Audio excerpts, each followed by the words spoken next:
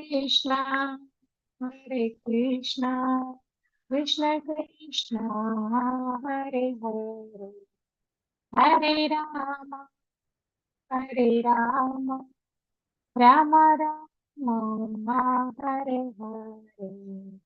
Hare Krishna, Mataji.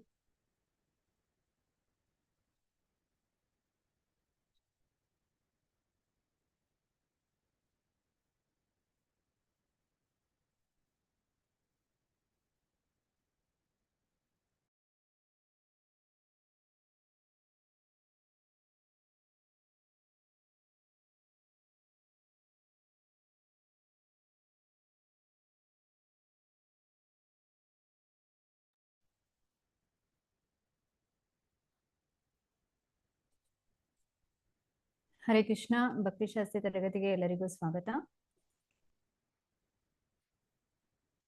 ಓಂ ಅಜ್ಞಾನತಿಮಿರ ಅಂಧಸ್ಯ ಜ್ಞಾನಾಂಜನ ಶಲಾಕಯ ಚಕ್ಷುರುನ್ಮಿಲಿತಂ ಯೇನ ತಸ್ಮೈ ಶ್ರೀ ಗುರವೇ ನಮಃ. ನಮ ಓಂ ವಿಷ್ಣುಪಾದಾಯ ಕೃಷ್ಣಪ್ರೇಷ್ಠಾಯ ಭೂತಲೆ ಶ್ರೀಮತೆ ಭಕ್ತಿವೇದಾಂತ ಸ್ವಾಮಿನಿತಿ ನಾಮಿನೇ. ನಮಸ್ತೆ ಸಾರಸ್ವತೆ ದೇವಿ ಗೌರವಾಣಿ ಪ್ರಚಾರಿಣೆ ನಿರ್ವಿಶೇಷ ಶೂನ್ಯವಾದಿ ಪಾಶ್ಚಾತ್ಯ ದೇಶತಾರಿಣೆ. ಜಯೋ ಶ್ರೀ ಕೃಷ್ಣ ಚೈತನ್ಯ ಪ್ರಭು ನಿತ್ಯಾನಂದ ಶ್ರೀ ಅದ್ವೈತ ಗದಾಧರ ಶ್ರೀವಾಸಾದಿ ಗೌರ ಭಕ್ತವೃಂದ. ಹರೇ ಕೃಷ್ಣ ಕೃಷ್ಣ ಕೃಷ್ಣ ಹರೇ ಹರೇ, ಹರೇ ರಾಮ ರಾಮ ರಾಮ ಹರೇ ಹರೇ. श्री श्री राधा गोविंद की जय, श्री श्री गौर निताय की जय, श्रील प्रभुपाद की जय. हरे कृष्ण.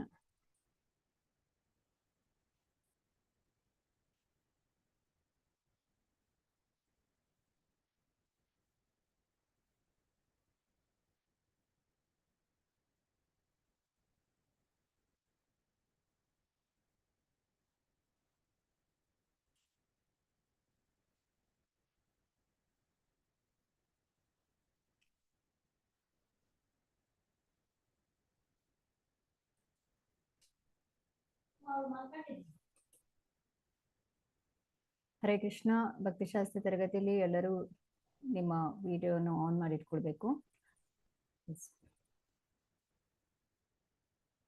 ಈ ಒಂದು ತರಗತಿಯನ್ನು ಅವಕಾಶ ಮಾಡಿಕೊಟ್ಟ ಕೇವಲದ ಅಧ್ಯಕ್ಷರಾದ ಎಸ್ ಕೆ ಎಸ್ ನಾಮನಿಷ್ಠ ಪ್ರಭುಜಿಗೆ ಅವರಿಗೆ ವಂದನೆಗಳನ್ನು ಸಲ್ಲಿಸುತ್ತಾ, ಶಿಷ್ಯ ಗುರುಗಳಿಗೆ ವಂದನೆಯನ್ನು ಸಲ್ಲಿಸುತ್ತಾ ಇವತ್ತಿನ ತರಗತಿಯನ್ನು ಪ್ರಾರಂಭ ಮಾಡ್ತಾ ಇದ್ದೇನೆ. ಹರೇ ಕೃಷ್ಣ.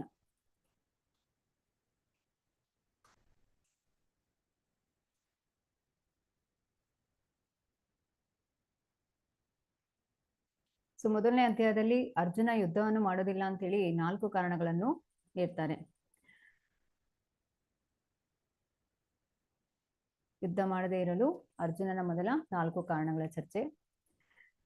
ನಂತರ ವಂಶನಾಶ ಉಂಟಾಗ್ಲಿಕ್ಕೆ ಏನು ಯಾವುದೆಲ್ಲ ಕಾರಣಗಳು ಅಂತ ನೋಡಿದ್ವಿ. ಬೇರೆ ಬೇರೆ ಹಂತಗಳಲ್ಲಿ ಹೇಗೆ ಈ ವಂಶನಾಶ ಉಂಟಾಗ್ತದೆ ಅಂತ ಹೇಳಿ ತಿಳ್ಕೊಂಡ್ವಿ. ನಂತರ ಯಾಕೆ ಮಹಿಳೆಯರು ಬುದ್ಧಿವಂತರಲ್ಲ ಅದನ್ನು ಶಾಸ್ತ್ರದಲ್ಲಿ ಉಲ್ಲೇಖಿಸಿದ್ದಾರೆ, ಅದರ ನಿಜವಾದ ಅರ್ಥ ಏನು ಅನ್ನೋದನ್ನು ನಾವು ತಿಳಿದುಕೊಂಡೆವು. ಹಿಂಸಾಚಾರ ಹೇಳಿದ್ರೆ ಹಿಂಸೆಗೂ ಕೂಡ ಅದರದೇ ಆದ ಒಂದು ಪ್ರಯೋಜನವಿದೆ ಅಂತೇಳಿ ನಾವು ನೋಡಿದ್ವಿ. ಇವತ್ತಿನ ಅಧ್ಯಾಯದಲ್ಲಿ ನಾವು 2ನೇ ಅಧ್ಯಾಯದ 1ನೇ ಶ್ಲೋಕದಿಂದ 11ನೇ ಶ್ಲೋಕದಲ್ಲಿವರೆಗೆ ನೋಡಲಿದ್ದೇವೆ. ಓದೋರು ಹ್ಯಾಂಡ್ ರೈಸ್ ಮಾಡ್ಬೋದು.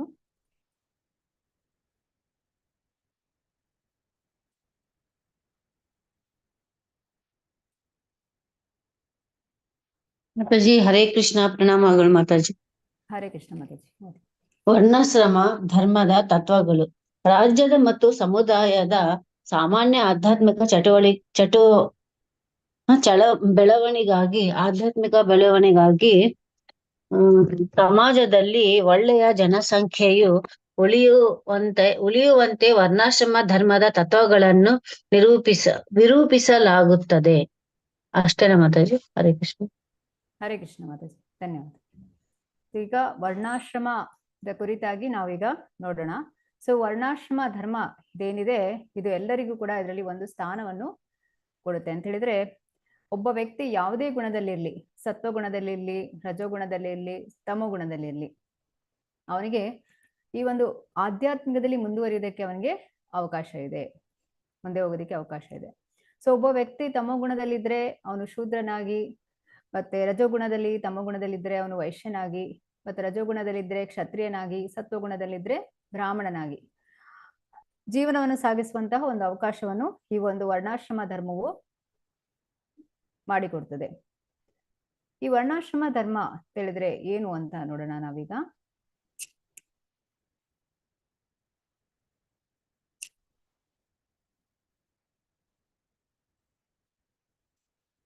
ಇಲ್ಲಿ ಔದ್ಯೋಗಿಕದ ಕರ್ತವ್ಯಗಳು ಮತ್ತು ನಿಗದಿತ ಕರ್ತವ್ಯಗಳು.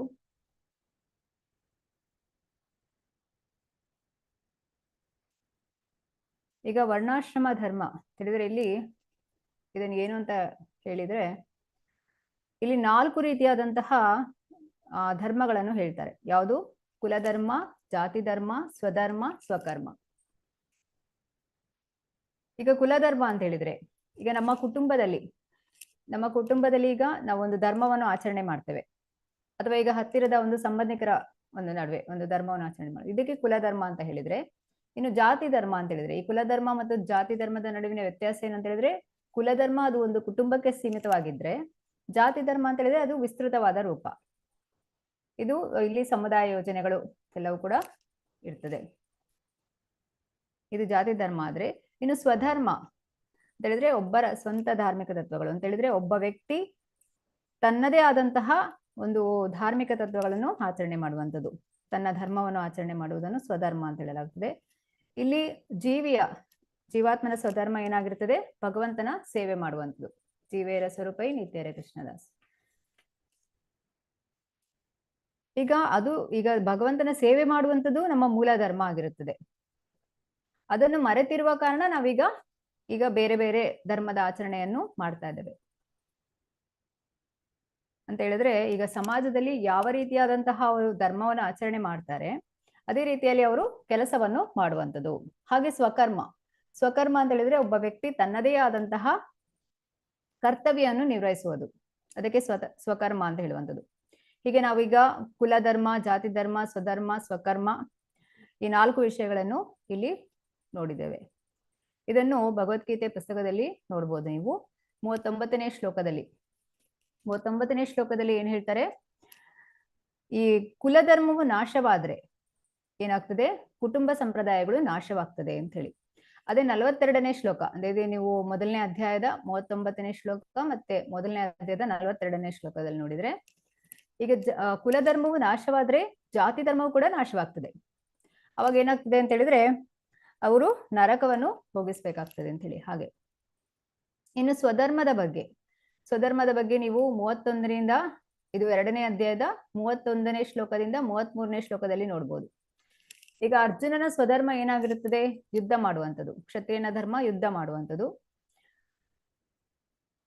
ಮತ್ತೆ ಇಲ್ಲಿಗ 32ನೇ 33ನೇ ಶ್ಲೋಕದಲ್ಲಿ ಹೇಳುವಂಥದ್ದು, ಕೃಷ್ಣ ಹೇಳುವಂಥದ್ದು, ಇಂತಹ ಸ್ವಧರ್ಮ ಮಾಡುವ ಅವಕಾಶ ನಿನಗೆ ಸಿಕ್ಕಿದೆ, ಇನ್ನು ಅದನ್ನು ಮಾಡ್ಲಿಲ್ಲ ಅಂತ ಹೇಳಿದ್ರೆ ಏನಾಗುತ್ತೆ?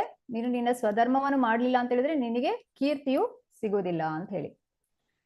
ಇನ್ನು ಸ್ವಕರ್ಮ ಅನ್ನೋದನ್ನು ನೋಡೋದಾದ್ರೆ ಒಬ್ಬರ ಸ್ವಂತ ಕರ್ತವ್ಯ. ಇದು 18ನೇ ಅಧ್ಯಾಯದ 45ನೇ ಶ್ಲೋಕದಲ್ಲಿ ನೋಡ್ಬೋದು, ಮತ್ತು 45 ಮತ್ತೆ 46ನೇ ಶ್ಲೋಕದಲ್ಲಿ. ಇಲ್ಲಿ ಏನ್ ಹೇಳ್ತಾರೆ ಅಂತ ಹೇಳಿದ್ರೆ, ಇಲ್ಲಿ ಜನರು ಹೇಗೆ ತಮ್ಮದೇ ಆದಂತಹ ಕರ್ತವ್ಯವನ್ನು ಮಾಡೋದ್ರ ಮೂಲಕ ತಾವು ಯಶಸ್ಸನ್ನು ಪಡಿಬಹುದು ಅಂತ ಹೇಳ್ತಾರೆ. ಇದು ಯಾವುದರ ಮೇಲೆ ಆಧಾರಿತವಾಗಿದೆ? ಭಗವಂತನ ಸೇವೆಯನ್ನು ಮಾಡೋದು ಹೇಗೆ?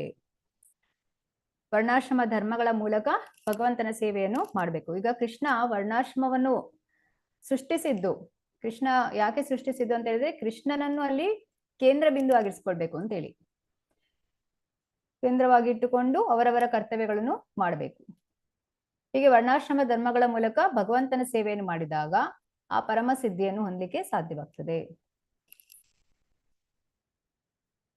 ಈಗ ವರ್ಣಾಶ್ರಮ ಧರ್ಮ ಯಾರಿಗೆಲ್ಲ ಅನ್ವಯ ಆಗ್ತದೆ?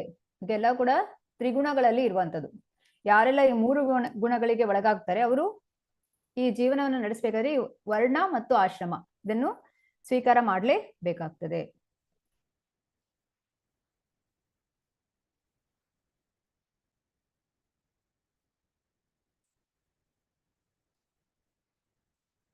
ಹರೇ ಕೃಷ್ಣ. ಶುಭ.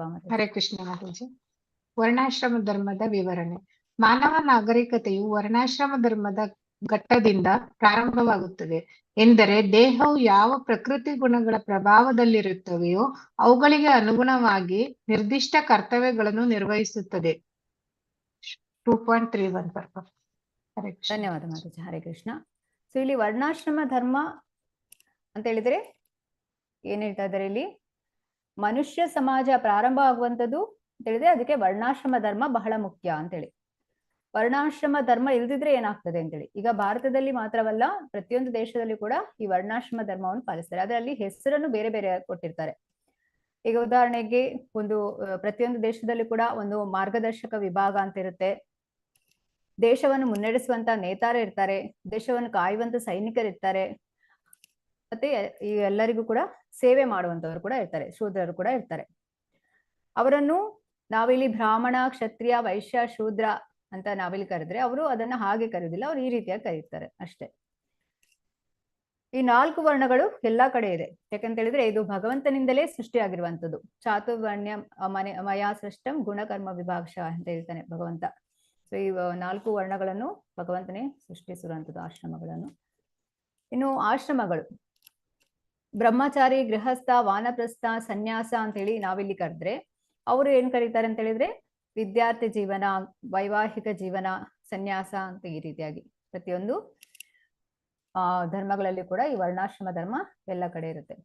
ಸೊ ಈ ವರ್ಣಾಶ್ರಮ ಧರ್ಮ ಎಲ್ಲಿ ಇರೋದಿಲ್ಲ ಅಂತ ಹೇಳಿದ್ರೆ ಎಲ್ಲಿ ಕಾನೂನು ಇರೋದಿಲ್ವಾ, ಎಲ್ಲಿ ವಿದ್ಯಾಭ್ಯಾಸ ಇರೋದಿಲ್ವಾ ಅಲ್ಲಿ ವರ್ಣಾಶ್ರಮ ಇರೋದಿಲ್ಲ. ಸೊ ವರ್ಣಾಶ್ರಮ ಧರ್ಮ ಇಲ್ಲದಿದ್ರೆ ಏನಾಗುತ್ತೆ ಅಂತ ಹೇಳಿದ್ರೆ ಅವರಿಗೆ ಜೀವನವನ್ನು ಅಷ್ಟು ಶಾಂತಿಯಿಂದ ಸಾಗಿಸೋದಕ್ಕೆ ಆಗೋದಿಲ್ಲ. ಅವರಿಗೆ ನಾಳೆ ಬದುಕಿರ್ತೀವೋ ಇಲ್ವೋ ಅಂತ ಹೇಳಿ ಕೂಡ ತಿಳಿಯೋದಿರೋದಿಲ್ಲ.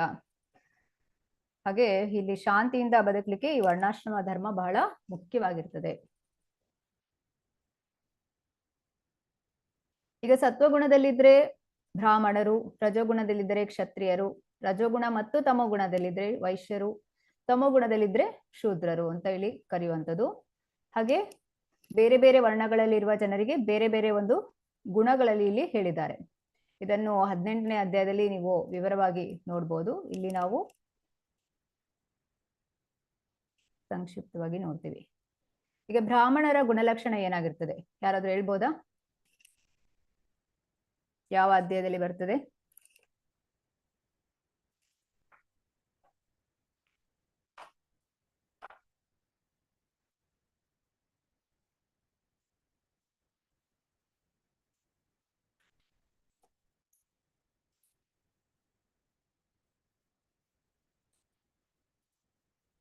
ಓಕೆ, ಇಲ್ಲಿ ಓದುವವರು ಹ್ಯಾಂಡ್ ರೈಸ್ ಮಾಡಿದ್ರ? ಬ್ರಾಹ್ಮಣರ ಗುಣಲಕ್ಷಣ ಏನಾಗಿರುತ್ತೆ? ಬ್ರಾಹ್ಮಣರು ಅಂತ ಹೇಳಿದ್ರೆ ಶಮೋದಮಸ್ತಪ ಶೌಚಂ ಶಾಂತಿರಾರ್ಜವಮೇವಚ ಜ್ಞಾನಂ ವಿಜ್ಞಾನಮಾಸ್ತಿಕ್ಯಂ ಬ್ರಹ್ಮ ಕರ್ಮ ಸ್ವಭಾವಜಂ. ಶಮಃ ಶಾಂತಿ, ದಮಃ ಆತ್ಮನಿಗ್ರಹ ಅಂತ ಹೇಳಿದ್ರೆ ಇಂದ್ರಿಯ ನಿಗ್ರಹ ಮಾಡುವಂಥದ್ದು, ತಪಃ ತಪಸ್ಸು, ಶೌಚಂ ಶುಚಿಯು, ಕ್ಷಾಂತಿ ತಾಳ್ಮೆಯು, ಆರ್ಜವಂ ಪ್ರಾಮಾಣಿಕತೆಯು, ಇಲ್ಲಿ ಜ್ಞಾನ ವಿಜ್ಞಾನ ಮತ್ತೆ ಆಸ್ತಿಕ್ಯಂ ಅಂದ್ರೆ ಭಗವಂತನಲ್ಲಿ ನಂಬಿಕೆ.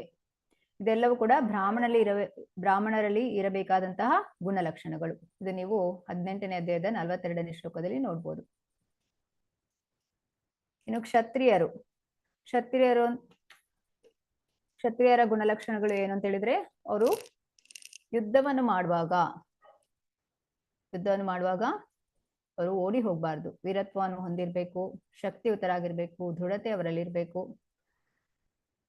ಬೇಕಾದಷ್ಟು ಸಂಪತ್ತು ಇರಬೇಕು. ಇದೆಲ್ಲವೂ ಕೂಡ ಕ್ಷತ್ರಿಯರ ಒಂದು ಗುಣಲಕ್ಷಣವಾಗಿರುತ್ತೆ.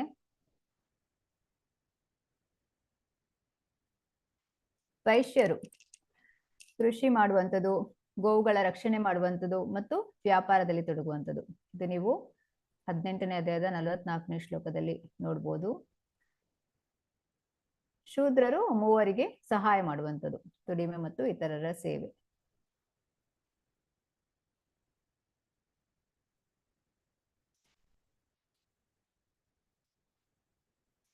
ಇಲ್ಲಿ ಬ್ರಾಹ್ಮಣರು ಮತ್ತು ಕ್ಷತ್ರಿಯರಿಗೆ ಲಕ್ಷಣಗಳನ್ನು ಹೇಳಿದ್ರೆ ವೈಶ್ಯರು ಮತ್ತು ಶೂದ್ರರಿಗೆ ಕೆಲಸದ ಮೂಲಕ ಹೇಳುವಂಥದ್ದು, ಕೆಲಸವನ್ನು ಹೇಳಿದ್ದಾರೆ ಇಲ್ಲಿ. ಇನ್ನು ಆಶ್ರಮ, ಬ್ರಹ್ಮಚರ್ಯ, ಗೃಹಸ್ಥಾಶ್ರಮ, ವಾನಪ್ರಸ್ಥ, ಸನ್ಯಾಸ ಅಂತೇಳಿ 4 ಆಶ್ರಮಗಳಿವೆ. ಈಗ ಸನ್ಯಾಸ ನಾವೀಗ ಸಂಕ್ಷಿಪ್ತವಾಗಿ ನೋಡಬಹುದು. ಈಗ 16ನೇ ಅಧ್ಯಾಯದಲ್ಲಿ ನಿಮ್ಗೆ ಅದರಲ್ಲಿ ಸವಿವರವಾಗಿ ನೋಡ್ಬೋದು. ಸೊ ಇಲ್ಲಿ ಸನ್ಯಾಸಿ ಅಂತ ಹೇಳಿದ್ರೆ ಸನ್ಯಾಸಿಯ ಒಂದು ಲಕ್ಷಣ ಏನಾಗಿರುತ್ತೆ? ಅಭಯ ಹೇಳಿದ್ರೆ ನಿರ್ಭಯತೆ. ಈಗ ಸನ್ಯಾಸವನ್ನು ಸ್ವೀಕರಿಸಿದ ಮೇಲೆ ನನ್ನನ್ನು ಯಾರು ರಕ್ಷಣೆ ಮಾಡ್ತಾರೆ ಅಂತ ಹೇಳಿ ಅವರು ಆಲೋಚನೆ ಮಾಡಬಾರ್ದು. ಅವರಲ್ಲಿ ಆ ಒಂದು ನಿರ್ಭಯತೆ ಇರಬೇಕು, ಅಭಯ ಸ್ಟೇಜ್ ಅಲ್ಲಿ ಇರುವಂತದ್ದು. ಈಗ ಉದಾಹರಣೆಗೆ ನೀವು ಪ್ರಭುಪಾದರು ನೋಡ್ಬೋದು. ಪ್ರಭುಪಾದರು ತಮ್ಮ ಇಡೀ ವಯಸ್ಸಿನಲ್ಲಿ ಅವರು ಆ ಒಂದು 40 ರೂಪಾಯಿ ಹಿಡಿದುಕೊಂಡು ಅಮೆರಿಕಕ್ಕೆ ಹೋಗ್ತಾರೆ. ಅಲ್ಲಿ ಅವರಿಗೆ ಯಾರ ಪರಿಚಯ ಕೂಡ ಇರೋದಿಲ್ಲ. ಹೇಳಿದ್ರೆ ಅಷ್ಟೊಂದು ಧೈರ್ಯ ಇತ್ತು ಅವರಲ್ಲಿ. ಹಾಗೆ ನಮ್ಮ ಅಸ್ತಿತ್ವವನ್ನು ಶುದ್ಧಿಗೊಳಿಸುವಂಥದ್ದು, ತಪಸ್ಸನ್ನು ಆಚರಿಸುವುದರ ಮೂಲಕ, ಹಾಗೆ ಆಧ್ಯಾತ್ಮಿಕ ಜ್ಞಾನವನ್ನು ಬೆಳೆಸಿಕೊಳ್ಳುವಂಥದ್ದು, ಇದೆಲ್ಲವೂ ಕೂಡ ಸನ್ಯಾಸಿಯ ಲಕ್ಷಣವಾಗಿರುತ್ತೆ. ವಾನಪ್ರಸ್ಥ ಅಂದ್ರೆ ತಪಸ್ಸನ್ನು ಮಾಡುವಂಥದ್ದು. ಗೃಹಸ್ಥ ದಾನಂ ದಮಶ್ಚ ಯಜ್ಞಶ್ಚ, ದಾನ, ಆತ್ಮ ಸಂಯಮ, ಯಜ್ಞ. ದಾನವನ್ನು ಕೊಡುವಂಥದ್ದು, ಇಂದ್ರಿಯ ನಿಗ್ರಹ ಮಾಡುವಂಥದ್ದು, ಯಜ್ಞವನ್ನು ಮಾಡುವಂಥದ್ದು, ಇದು ಗೃಹಸ್ಥರ ಲಕ್ಷಣವಾಗಿರುತ್ತೆ. ಇನ್ನು ಬ್ರಹ್ಮಚಾರಿಗಳು, ಬ್ರಹ್ಮಚಾರಿಗಳ ಲಕ್ಷಣ ಏನಾಗಿರುತ್ತೆ? ವೇದದ ಅಧ್ಯಯನವನ್ನು ಮಾಡುವಂಥದ್ದು, ಗುರುಕುಲದಲ್ಲಿ ಇದ್ದುಕೊಂಡು ಗುರುಗಳ ಆಶ್ರಯದಲ್ಲಿ ವೇದವನ್ನು ಅಧ್ಯಯನ ಮಾಡುವಂಥದ್ದು, ಇದು ಬ್ರಹ್ಮಚಾರಿಗಳ ಲಕ್ಷಣ. ಈಗ ಅರ್ಜುನನು ಯುದ್ಧ ಮಾಡದಿರಲು ಕೊಟ್ಟ 4 ಕಾರಣಗಳು ನೋಡಿದ್ರಿ. ಸೊ ವರ್ಣಾಶ್ರಮ ಧರ್ಮವನ್ನು ಅನುಸರಿಸುವ ಫಲಿತಾಂಶ ಏನು? ವರ್ಣಾಶ್ರಮವನ್ನು ಪಾಲಿಸೋದ್ರಿಂದ ಅದರದ್ದು ಉಪಯೋಗವೇನು ಅಂತ ಹೇಳಿ ನಾವೀಗ ನೋಡುದಾದ್ರೆ, ಹರೇ ಕೃಷ್ಣ. ಲಕ್ಷ್ಮಿ ಅವರು ಓದಿ. ಹರೇ ಕೃಷ್ಣ ಮಾತಾಜಿ. ವರ್ಣಾಶ್ರಮ ಧರ್ಮವನ್ನು ಅನುಸರಿಸುವ ಫಲಿತಾಂಶ. ವರ್ಣಾಶ್ರಮ ಧರ್ಮದ ವ್ಯವಸ್ಥೆಯಲ್ಲಿ ಕುಟುಂಬದ ಸದಸ್ಯರು ಯೋಗ್ಯವಾದ ರೀತಿಯಲ್ಲಿ ಬೆಳೆದು ಆಧ್ಯಾತ್ಮಿಕ ಮೌಲ್ಯಗಳನ್ನು ಸಾಧಿಸಲು ನೆರವಾಗುವ ಧಾರ್ಮಿಕ ಸಂಪ್ರದಾಯಗಳ ಸೂತ್ರಗಳು ಹಲವಿದೆ. ಹರೇ ಕೃಷ್ಣ ಮಾತಾಜಿ, ಧನ್ಯವಾದಗಳು. ಧನ್ಯವಾದಗಳು ಮಾತಾಜಿ. ಹರೇ ಕೃಷ್ಣ. ಸೊ ಇಲ್ಲಿ ವರ್ಣಾಶ್ರಮ ಧರ್ಮವನ್ನು ಯಾಕೆ ಮಾಡಿದ್ದಾರೆ ಅಂತ ಹೇಳಿ ನಾವು ನೋಡೋದಾದ್ರೆ, ಈಗ ವ್ಯಕ್ತಿ ರಜೋಗುಣದಲ್ಲಿರ್ಲಿ, ತಮೋ ಗುಣದಲ್ಲಿರ್ಲಿ, ಸತ್ವಗುಣದಲ್ಲಿರ್ಲಿ, ಸೊ ವ್ಯಕ್ತಿಗೆ ಏನು ಅಂತ ಹೇಳಿದ್ರೆ ಆ ಜೀವನವನ್ನು ಮಾಡುವಂತಹ ಅವಕಾಶವನ್ನು ನೀಡಲಾಗ್ತದೆ. ಈ ವರ್ಣಾಶ್ರಮ ಧರ್ಮದಿಂದ ಅದು ಅವಕಾಶವನ್ನು ನೀಡಲಾಗ್ತದೆ. ಈಗ ಆದ್ರೆ ಒಬ್ಬ ವ್ಯಕ್ತಿ ಈಗ ಬ್ರಾಹ್ಮಣನಾಗಿದ್ದುಕೊಂಡು ಅವನು ಬ್ರಾಹ್ಮಣ ಅಂತ ಹೇಳಿಕೊಂಡು ಶೂದ್ರನಂತೆ ಜೀವಿಸಬಾರ್ದು. ತಾನು ಯಾವ ವರ್ಣಕ್ಕೆ ಸೇರಿದವನೆಂದು ಆ ಜೀವನ ನಡೆಸ್ತಾ ಇದ್ದಾನೆ, ಅದೇ ಧರ್ಮಕ್ಕೆ ಸರಿಯಾಗಿ ಅವನು ನಡೆದುಕೊಳ್ಬೇಕು. ಈಗ ತಾನೊಬ್ಬ ಬ್ರಾಹ್ಮಣ ಅಂತ ಹೇಳಿಕೊಂಡು ಅವನು ಶೂದ್ರನಾಗಿ ಅವನು ಜೀವಿಸಿದ್ರೆ ಏನಾಗುತ್ತೆ? ಅವನನ್ನು ಶೂದ್ರನೆಂದು ಪರಿಗಣಿಸ್ಬೇಕು ಅಂತ ಇಲ್ಲಿ ಹೇಳುವಂಥದ್ದು. ಅವರ ಜನ್ಮ ಬ್ರಾಹ್ಮಣ ಕುಟುಂಬದಲ್ಲಿ ಆಗಿರ್ಬೋದು, ಆದ್ರೆ ಒಬ್ಬ ವ್ಯಕ್ತಿ ಯಾವ ರೀತಿಯಾದಂತಹ ಜೀವನ ಕ್ರಮವನ್ನು ಮಾಡ್ತಾನೆ, ನಡೆಸ್ತಾನೆ, ಅದರ ಮೂಲಕವೇ ಅವನ ವರ್ಣಾಶ್ರಮ ಧರ್ಮವನ್ನು ಪರಿಗಣಿಸ್ಬೇಕೇ ವಿನಃ ಅವನು ಯಾವ ಒಂದು ಕುಟುಂಬದಲ್ಲಿ ಜನಿಸಿದರೆ ಎಂದು ಅದರ ಮೇಲೆ ಅಲ್ಲ. ಸೊ ಅವನ ಗುಣ ಮತ್ತು ಕರ್ಮದ ಮೂಲಕವೇ ಈ ವರ್ಣ ಮತ್ತು ಆಶ್ರಮವನ್ನು ನಿರ್ಧರಿಸಬೇಕು. ಚಾತುರ್ವರ್ಣ್ಯಂ ಮನಯಾ ಸೃಷ್ಟಂ ಗುಣಕರ್ಮ ವಿಭಾಗಶಃ ಭಗವಂತ ಹೇಳ್ತಾನೆ. ಇನ್ನು ವರ್ಣಾಶ್ರಮ ಧರ್ಮವನ್ನು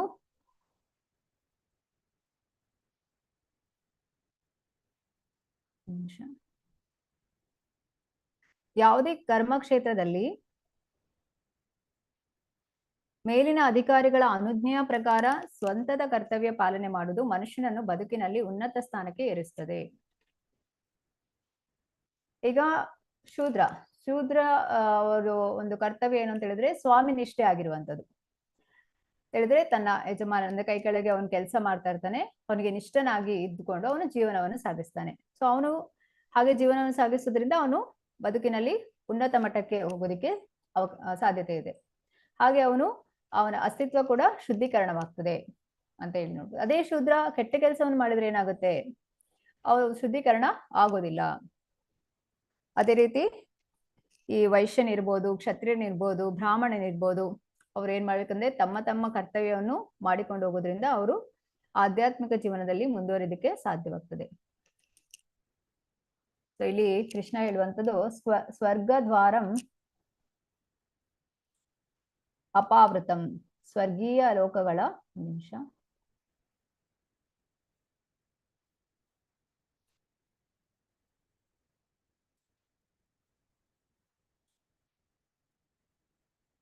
ಸ್ವರ್ಗೀಯ ಲೋಕಗಳ ಬಾಗಿಲನ್ನು ವಿಶಾಲವಾಗಿ ತೆರೆಯುವುದು.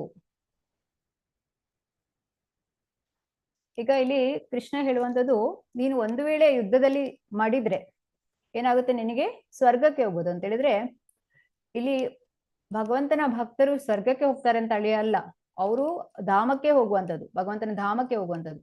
ಆದ್ರೆ ಇಲ್ಲಿ ಕೃಷ್ಣ ಇಲ್ಲಿ ಕರ್ಮಕಾಂಡದ ಮುಖಾಂತರ ಉತ್ತರವನ್ನು ನೀಡಲಿಕ್ಕೆ ಪ್ರಯತ್ನಿಸುವ ಕಾರಣ ಇಲ್ಲಿ ಸ್ವರ್ಗದ ವಿಷಯ ಬಂದಿದೆ.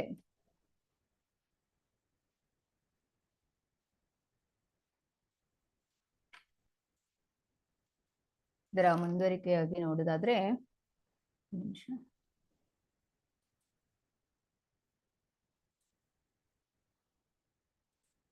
ಹರೇ ಕೃಷ್ಣ. ಆಶಾ ಹೇಮಂತ್ ಮಾತಾಜಿ ಓದ್ತೀರಾ? ಹರೇ ಕೃಷ್ಣ ಮಾತಾಜಿ. ಎಸ್ ಮಾತಾಜಿ. ವರ್ಣಾಶ್ರಮ ಧರ್ಮವನ್ನು ಅನುಸರಿಸುವ ಫಲಿತಾಂಶ. ಯಾರು ತನ್ನ ಔದ್ಯೋಗಿಕ ಕರ್ತವ್ಯವನ್ನು ಸ್ವಧರ್ಮವನ್ನು 100 ಜನ್ಮಗಳಲ್ಲಿ ಸರಿಯಾಗಿ ಆಚರಿಸುತ್ತಾನೋ, ಉದಾಹರಣೆಗೆ ಒಬ್ಬ ಬ್ರಾಹ್ಮಣನು ಬ್ರಾಹ್ಮಣನಾಗಿ ಆಚರಣೆಯನ್ನು ಮುಂದುವರಿಸಿದರೆ ಅವನು ಬ್ರಹ್ಮನ ನಿವಾಸವಾದ ಬ್ರಹ್ಮಲೋಕಕ್ಕೆ ಏರಲು ಅಷ್ಟೇ ಮಾತಾಜಿ ಕಾಣಿಸ್ತಿರೋದು, ಅರ್ಹನಾಗುತ್ತಾನೆ. ಓಕೆ, ಧನ್ಯವಾದ. ಹರೇ ಕೃಷ್ಣ. ಸೊ ಇಲ್ಲಿ ಯಾರಾದ್ರೂ ತಮ್ಮ ಧರ್ಮ ಏನಿದೆ ಅದನ್ನು 100 ವರ್ಷ ಆಚರಿಸಿದ್ರೆ, 100 ವರ್ಷ ಪಾಲಿಸ್ಕೊಂಡು ಹೋದ್ರೆ ಏನಾಗುತ್ತೆ, ಅವರು ಈಗ ಉದಾಹರಣೆಗೆ ಇಲ್ಲಿ ಬ್ರಾಹ್ಮಣನ ಉದಾಹರಣೆ ಕೊಟ್ಟಿದ್ದಾರೆ. ಬ್ರಾಹ್ಮಣನು ಜೀವನವನ್ನು ಮಾಡಿದ್ರೆ ಅಂದ್ರೆ ಅವನ ಧರ್ಮವನ್ನು ಪಾಲಿಸ್ಕೊಂಡು ಹೋದ್ರೆ ಅವನು ಬ್ರಹ್ಮಲೋಕಕ್ಕೆ ಹೋಗ್ತಾನೆ. ಹೇಳಿದ್ರೆ ಬ್ರಹ್ಮಲೋಕ ಹೋಗುವಂಥದ್ದು ಅದು ಶ್ರೇಷ್ಠವಾದಂಥದ್ದಲ್ಲ. ಯಾಕಂತ ಹೇಳಿದ್ರೆ ಮತ್ತೆ ಈ ಜನ್ಮ ಮೃತ್ಯು ಜರ ವ್ಯಾಧಿ ಇದ್ದೇ ಇದೆ, ಅಲ್ಲಿ ಮತ್ತೆ ಇಲ್ಲಿ ಬರ್ಲೇಬೇಕು ಅವರು. ಆ ಬ್ರಹ್ಮ ಭುವನಾಲೋಕ ಪುನರಾವರ್ತಿನೋ ಅರ್ಜುನ, ಮತ್ತೆ ಇಲ್ಲಿ ಬರ್ಲೇಬೇಕು.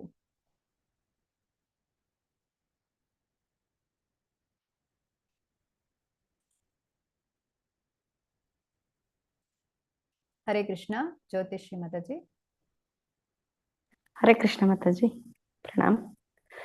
ಕ್ಲೈಬ್ಯಂ ಮಾಸ್ಮಾಗಮಃ ಪಾರ್ಥ ನೈತತ್ವಯೋಪಪದ್ಯತೆ ಕ್ಷುದ್ರಂ ಹೃದಯ ದೌರ್ಬಲ್ಯಂ ತ್ಯಕ್ತೋತಿಷ್ಠ ಪರಂತಪ. ಹೃದಯ ಮಗನಾದ ಪಾಲನ್ನು ಹೊಂದಬೇಡ, ಇದು ನಿನಗೆ ಯೋಗ್ಯವಾದುದಲ್ಲ. ಶತ್ರುಗಳಿಗೆ ತಾಪವನ್ನುಂಟು ಮಾಡುವವನೇ, ಈ ಹೃದಯ ದೌರ್ಬಲ್ಯವು ಕ್ಷುದ್ರವಾದದ್ದು, ಇದನ್ನು ಬಿಟ್ಟು ಮೇಲೇಳು. ಹರೇ ಕೃಷ್ಣ ಮಾತಾಜಿ. ಹರೇ ಕೃಷ್ಣ ಮಾತಾಜಿ, ಧನ್ಯವಾದ. ಸೊ ಇಲ್ಲಿ ಹೇಳುವಂಥದ್ದು ಕೃಷ್ಣ ಅರ್ಜುನನಿಗೆ ಹೇಳುವಂಥದ್ದು, ನೀನು ಈ ನಪುಂಸಕತೆ ನಿನಗೆ ಒಳ್ಳೆಯದಲ್ಲ, ಈ ಹೃದಯ ದೌರ್ಬಲ್ಯ ಇದು ಸರಿಯಲ್ಲ ಅಂತ ಹೇಳಿ, ಇದನ್ನ ಬಿಟ್ಟು ಬಿಡು ನೀನು. ಇಲ್ಲಿ ಹೇಳುವಂಥದ್ದು ಕೃಷ್ಣ ಪರಂತಪ. ಪರಂತಪ ಅಂದ್ರೆ ನೀನು ಶತ್ರುಗಳನ್ನು ನಾಶ ಮಾಡ್ತೀಯ, ಅಷ್ಟು ಶಕ್ತಿ ಇದೆ ನಿನಗೆ. ಅಷ್ಟು ಶಕ್ತಿ ಇದ್ರೂ ಕೂಡ ನೀನು ನಪುಂಸಕನಂತೆ ಜೀವನವನ್ನು ನಡೆಸ್ತಾ ಇದ್ದೀಯಾ, ಯಾಕಂತ ಹೇಳಿದ್ರೆ ನಿನಗೆ ಈ ಒಂದು ಕಾರ್ಪಣ್ಯ ದೋಷ ಉಂಟಾಗಿದೆ ಅಂತ ಹೇಳ್ತಾನೆ. ಅದಕ್ಕೆ ಅರ್ಜುನ ಏನ್ ಹೇಳ್ತಾನೆ ಅಂದ್ರೆ,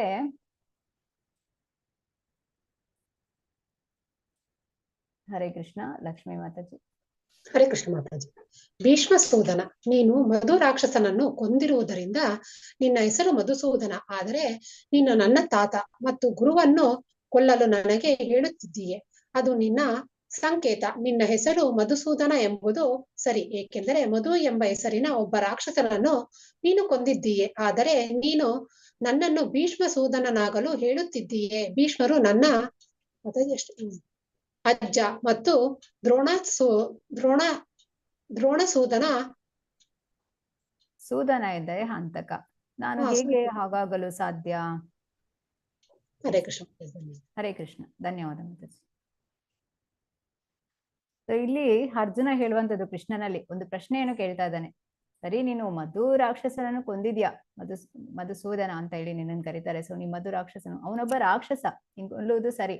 ಆದ್ರೆ ಇಲ್ಲಿ ಭೀಷ್ಮಾಚಾರ್ಯರು ದ್ರೋಣಾಚಾರ್ಯರು ಅವರು ಆಚಾರ್ಯರು, ಅವರನ್ನು ನಾನು ಯಾಕೆ, ಅವರು ರಾಕ್ಷಸರಲ್ಲ, ಅವ್ರನ್ನ ಯಾಕೆ ನಾನು ಸಾಯಿಸ್ಬೇಕು ಅಂತ ಹೇಳಿ. ಸೊ ನನ್ನ ಸ್ವಂತ ಆಚಾರ್ಯರು, ನನ್ನ ಗುರುಗಳು, ಅಜ್ಜ, ಇವರನ್ನೆಲ್ಲ ನಾನು ಹೇಗೆ ಸಂಹಾರ ಮಾಡ್ಲಿ ಅಂತೇಳಿ ಅರ್ಜುನ ಕೃಷ್ಣನಲ್ಲಿ ಪ್ರಶ್ನೆಯನ್ನು ಕೇಳ್ತಾ ಇದ್ದಾನೆ.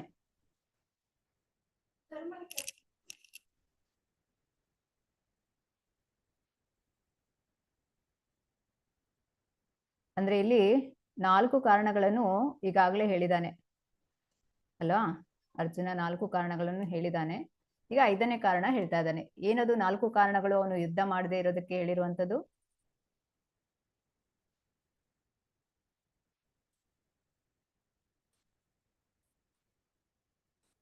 ಹರೇ ಕೃಷ್ಣ. ನನಗೆ ಪಾಪ ಬರುತ್ತೆ ಅನ್ನೋದೊಂದು ಕಾರಣ, ನನಗೆ ಸಂತೋಷ ಸಿಗೋಲ್ಲ ಅನ್ನೋ ಮೊದಲನೆಯಿಂದ ಸಹಾನುಭೂತಿ ಮತ್ತು ಅನುಕಂಪ. ನಾಶ. ಹರೇ ಕೃಷ್ಣ ಮಾತಾಜಿ. ಫಸ್ಟ್ ಒನ್ ಸಹಾನುಭೂತಿ, ಆನಂದವಿಲ್ಲ ಸೆಕೆಂಡ್ ಒನ್, ಥರ್ಡ್ ಒನ್ ಪಾಪದ ಚಟುವಟಿಕೆಗಳ ಭಯ, ಫೋರ್ತ್ ಒನ್ ವಂಶನಾಶ ಮಾತಾಜಿ. ಓಕೆ, ಧನ್ಯವಾದ. ಹರೇ ಕೃಷ್ಣ. ಸೊ ಇಲ್ಲಿ 4 ಕಾರಣಗಳನ್ನು ಅರ್ಜುನ ಆಗಿದೆ ಮೊದಲನೇ ಅಧ್ಯಾಯದಲ್ಲಿ. ಈಗ 5ನೇ ಕಾರಣವನ್ನು ನೀಡ್ತಾ ಇದ್ದಾನೆ. ಏನದು 4 ಕಾರಣಗಳು? ಸಹಾನುಭೂತಿ ಅಂದ್ರೆ ತನ್ನ ಒಂದು ಬಳಗದವರನ್ನೆಲ್ಲ ಸಾಯಿಸ್ಬೇಕಲ್ಲ ಅಂತ ಅನುಕಂಪ ಉಂಟಾಗ್ತಿದೆ ಅವನಿಗೆ.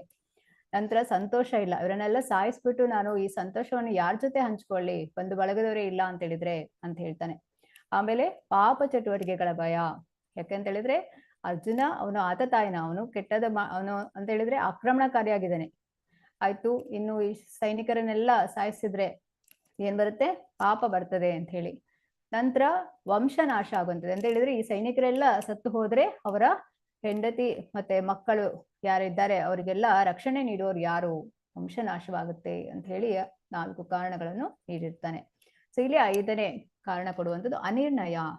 ಯಾವುದು ಉತ್ತಮ ಎಂದು ನಮಗೆ ತಿಳಿದಿಲ್ಲ, ಅವರನ್ನು ಸೋಲಿಸುವುದು ಅಥವಾ ಅವರಿಂದ ಸೋಲುವುದು. ಹೇಳಿದ್ರೆ ಇಲ್ಲಿ ಅರ್ಜುನ ಕೇಳುವಂಥದ್ದು, ಅಲ್ಲ ಈಗ ಭೀಷ್ಮಾಚಾರ್ಯರು, ದ್ರೋಣಾಚಾರ್ಯರು ಇವರೆಲ್ಲ ನಾನು ಸಾಯಿಸ್ಬೇಕಾ ಅಥವಾ ಅವರಿಂದ ನಾನು ಸೋಲ್ಬೇಕಾ? ನನಗೇನ್ ಮಾಡ್ಬೇಕಂತ ಗೊತ್ತಾಗ್ತಾ ಇಲ್ಲ. ನನಗೀಗ ಅವರನ್ನ ಸಾಯಿಸಿದ್ರೆ ನನಗೇನು ಸಂತೋಷ ಸಿಗೋದಿಲ್ಲ, ಅವರಿಂದ ನಾನು ಸೋತ್ರೆ ಅವರಿಗೆ ಎಲ್ಲಿಯಾದ್ರೂ ಒಂದು ಸಂತೋಷ ಸಿಗ್ಬೋದು. ನನಗೀಗ ಏನ್ ಮಾಡ್ಬೇಕಂತ ಗೊತ್ತಾಗ್ತಾ ಇಲ್ಲ ಕೃಷ್ಣ, ಇನ್ನು ನನಗೆ ಮಾರ್ಗದರ್ಶನ ಮಾಡು ಅಂತ ಹೇಳಿ ಇಲ್ಲಿ ಕೇಳ್ತಾ ಇದ್ದಾನೆ. ಅರ್ಜುನ ಕೃಷ್ಣನಿಗೆ ಶರಣಾಗ್ತಾನೆ. ಕಾರ್ಪಣ್ಯ ದೋಷೋಪಹತ ಸ್ವಭಾವ ಪೃಚ್ಛಾಮಿ ತ್ವಾಂ ಧರ್ಮ ಸಮೂಢ ಚೇತಃ ಎಚ್ರೇ ಯಸ್ಯಾನಿಶ್ಚಿತಂ ಬ್ರೂಹಿ ತನ್ಮೇ ಶಿಷ್ಯಸ್ತೇಹಂ ಶಾದಿಮಾಂ ತ್ವಾಂ ಪ್ರಪನ್ನಂ. ಇಲ್ಲಿ ಅರ್ಜುನನ ಒಂದು ಮುಖ್ಯವಾದ ಗುಣ ಏನದು? ಯಾರು ಹೇಳ್ತೀರಿ? ಅರ್ಜುನನ ಮುಖ್ಯವಾದ ಗುಣ ಯಾವುದು? ಹರೇ ಕೃಷ್ಣ. ಶರಣಾಗತಿ ಹೊಂದಿರೋದು ಮಾತಾಜಿ. ಒಂದು ತುಂಬಾ ವಿನಮ್ರತೆಯಿಂದ ಶರಣಾಗತನಾಗುವುದು. ಅರ್ಜುನ ಗುಣ ಅಂತ ಹೇಳಿದ್ರೆ ಅವನಿಗೆ ಸಮಸ್ಯೆ ಇದೆ ಅಂತ ಅವನು ಒಪ್ಪಿಕೊಂಡಿದ್ದಾನೆ. ಇಲ್ಲಿ ಅದು ಒಳ್ಳೆ ಗುಣ. ಈಗ ಸಮಸ್ಯೆ ಇದೆ ಅಂತ ಒಪ್ಪಿಕೊಂಡ ಕಾರಣ ಅವನು ಕೃಷ್ಣನಿಗೆ ಶರಣಾಗಿದ್ದಾನೆ. ಈಗ ನಮಗೆ ಸಮಸ್ಯೆ ಇದೆ ಅಂತ ನಾವು ಫಸ್ಟ್ ಆಫ್ ಆಲ್ ಒಪ್ಪಿಕೊಳ್ಳೋದಕ್ಕೆ ತಯಾರಿಲ್ಲ, ಇನ್ನು ಶರಣಾಗುವ ವಿಷಯ ದೂರದ ಮಾತಾಯ್ತು. ಸೊ ಇಲ್ಲಿ ಹಾಗಾಗಿ ನಮ್ಗೆ ಸಮಸ್ಯೆಗೆ ಪರಿಹಾರವನ್ನು ಕಂಡುಕೊಳ್ಳೋದಕ್ಕೆ ಆಗುದಿಲ್ಲ. ಈಗ ಇದಕ್ಕೆ ಉದಾಹರಣೆಯಾಗಿ ನೋಡೋದಾದ್ರೆ, ಇದಕ್ಕೊಂದು ಉದಾಹರಣೆ ಕೊಡ್ಬೋದಾ ಯಾರಾದ್ರೂ?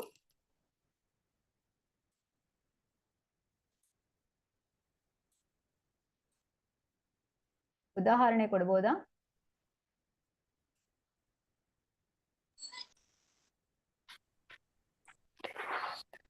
ಓಕೆ, ನಿಮಗೆ ಬ್ರೇಕ್ಔಟ್ ರೂಮ್ ಅಲ್ಲಿ ಉದಾಹರಣೆ ಕೊಡ್ಬೋದು ನೀವು ಅದರಲ್ಲಿ. ಈಗ ನಾನು ಹೇಳ್ತೇನೆ ಉದಾಹರಣೆ. ಸೊ ಇಲ್ಲಿ ಒಬ್ಬ ವ್ಯಕ್ತಿಗೆ ಈಗ ಧೂಮಪಾನ ಮಾಡ್ತಾ ಇದ್ದಾನೆ ಅಂತ ಹೇಳಿದ್ರೆ ನಾವು ಅವನಿಗೆ ಹೇಳ್ಬೇಕು ಏನಂತೇಳಿ, ಅದು ಒಳ್ಳೆಯದಲ್ಲ, ಅದರಲ್ಲಿ ನಿನಗೆ ಆರೋಗ್ಯಕ್ಕೆ ಹಾನಿಕಾರಕ ಅದು. ಯಾಕಂದ್ರೆ ಅದರ ಒಂದು ಧೂಮಪಾನ ಮಾಡಿದ ಆ ಒಂದು ಬಾಕ್ಸ್ ಅಲ್ಲೇ ಬರ್ದಿರ್ತಾರೆ ಧೂಮಪಾನ ಒಳ್ಳೆಯದಲ್ಲ, ಇದು ಆರೋಗ್ಯಕ್ಕೆ ಹಾನಿಕಾರಕ, ಕ್ಯಾನ್ಸರ್ ಬರುತ್ತೆ ಅಂತ ಹೇಳಿ. ಅದನ್ನು ಅವನಿಗೆ ತಿಳಿಸಿ ಕೊಡುವಂಥದ್ದು. ಅವಾಗ ಏನಾಗ್ತದೆ, ಅರ್ಧದಷ್ಟು ಅವನ ಸಮಸ್ಯೆಗೆ ಪರಿಹಾರ ಸಿಗ್ತದೆ. ಅಂದ್ರೆ ಜೀವನದಲ್ಲಿ ಸಮಸ್ಯೆ ಇದೆ, ನಾವು ಜೀವನವನ್ನು ನಡೆಸ್ತಾ ಇದ್ದೇವೆ, ಆದ್ರೆ ನಮಗೆ ಗುರಿ ಏನು ಅಂತ ತಿಳಿದಿರೋದಿಲ್ಲ. ಯಾವಾಗ ನಾವು ಈ ಒಂದು ಆಧ್ಯಾತ್ಮಿಕದ ಕಡೆಗೆ ಮನಸ್ಸು ಮಾಡ್ತೀವಿ ಅವಾಗ ನಮಗೆ ನಮ್ಮ ಸಮಸ್ಯೆಗೆ ಪರಿಹಾರ ಸಿಗುವಂಥದ್ದು. ಆದ್ರೆ ಹೆಚ್ಚಾಗಿ ನೀವು ನೋಡ್ತೀರಾ, ಏನ್ ಹೇಳ್ತಾರೆ ಜನರು, ನಾನು ಈ ಭೌತಿಕ ಪ್ರಪಂಚದಲ್ಲಿ ತುಂಬಾ ಸಂತೋಷ ಆಗಿದ್ದೀನಿ, ನನಗೆ ಏನು ಸಮಸ್ಯೆ ಇಲ್ಲ ಅಂತ. ಅಂತವರಿಗೆ ನೀವು ಹೋಗಿ ನೀವು ಆಧ್ಯಾತ್ಮಿಕದ ಬಗ್ಗೆ ಹೇಳಿದ್ರೆ ಅವರು ಕೇಳೋದಕ್ಕೆ ತಯಾರಿರೋದಿಲ್ಲ. ಸೊ ಇಲ್ಲಿ ಅರ್ಜುನ ಒಪ್ಪಿಕೊಂಡಿದ್ದಾನೆ ಕೃಷ್ಣನಲ್ಲಿ ಏನಂತ, ನನ್ನಲ್ಲಿ ಕಾರ್ಪಣ್ಯ ದೋಷ ಇದೆ. ಏನಿದು ಅಂತೆ ಕಾರ್ಪಣ್ಯ ದೋಷ ಅಂತ ಹೇಳಿದ್ರೆ, ಬ್ರಾಹ್ಮಣ ಅನ್ನುವಂತ ವಿರೋಧ ಪದ ಈ ಕೃಪಣತೆ ಅಂತ ಹೇಳಿದ್ರೆ ಏನು, ಈಗ ಅವನಲ್ಲಿ ಈಗ ವಸ್ತು ಇರುತ್ತೆ, ಸಂಪತ್ತಿರುತ್ತೆ, ಎಲ್ಲವೂ ಇರುತ್ತೆ. ಅದನ್ನ ತಾನು ಕೂಡ ಉಪಯೋಗಿಸೋದಿಲ್ಲ, ಬೇರೆಯವ್ರಿಗೆ ಕೂಡ ಅದನ್ನ ಉಪಯೋಗ ಅಂದ್ರೆ ಅದನ್ನ ಕೊಡೋದಿಲ್ಲ ಅಂತೇಳಿ ಆ ರೀತಿಯಾಗಿ. ಈಗ ನಮ್ಮ ಇಲ್ಲಿ ತುಳುವಿನಲ್ಲಿ ಒಂದು ಹೇಳ್ತಾರೆ, ಏನಂತ ಹೇಳಿದ್ರೆ ಕುರಿದು ಕೊಂಡಲ ಗೊತ್ಪೂಜರು ಅಂತೇಳಿ. ಹಾಳಾದ್ರೂ ಕೂಡ ಇನ್ನೊಬ್ರಿಗೆ ಕೊಡ್ಲಿಕ್ಕೆ ಮನ್ಸು ಬರೋದಿಲ್ಲ ಅಂತೇಳಿ. ಹಾಗೆ ಇದು ಕೃಪಣ.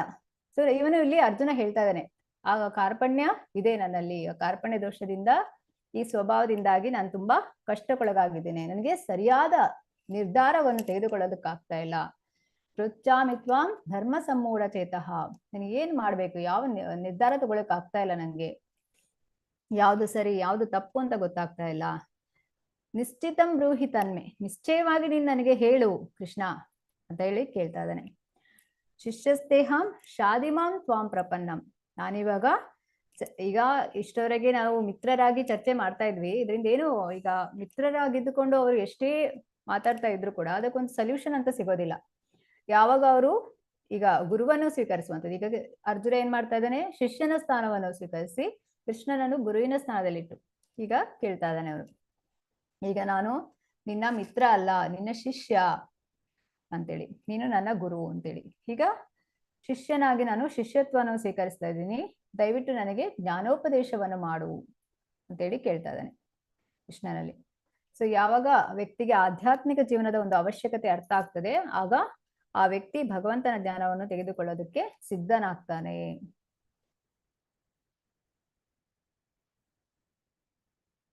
ಸೊ ಕಾರ್ಪಣ್ಯದ ದೌರ್ಬಲ್ಯದಿಂದ ನಾನೀಗ ನನ್ನ ಕರ್ತವ್ಯದ ಬಗ್ಗೆ ಗೊಂದಲದಲ್ಲಿದ್ದೇನೆ, ಚಿತ್ತ ಸ್ವಾಸ್ಥ್ಯವನ್ನು ಸಂಪೂರ್ಣವಾಗಿ ಕಳೆದುಕೊಂಡಿದ್ದೇನೆ. ಇಂತಹ ಸ್ಥಿತಿಯಲ್ಲಿ ನನಗೆ ಯಾವುದು ಶ್ರೇಯಸ್ಕರ ಎಂದು ನಿಶ್ಚಯವಾಗಿ ಹೇಳು. ನಾನೀಗ ನಿನ್ನ ಶಿಷ್ಯ ಮತ್ತು ನಿನಗೆ ಶರಣಾಗತನಾದ ಆತ್ಮ, ದಯವಿಟ್ಟು ನನಗೆ ಬೋಧಿಸು.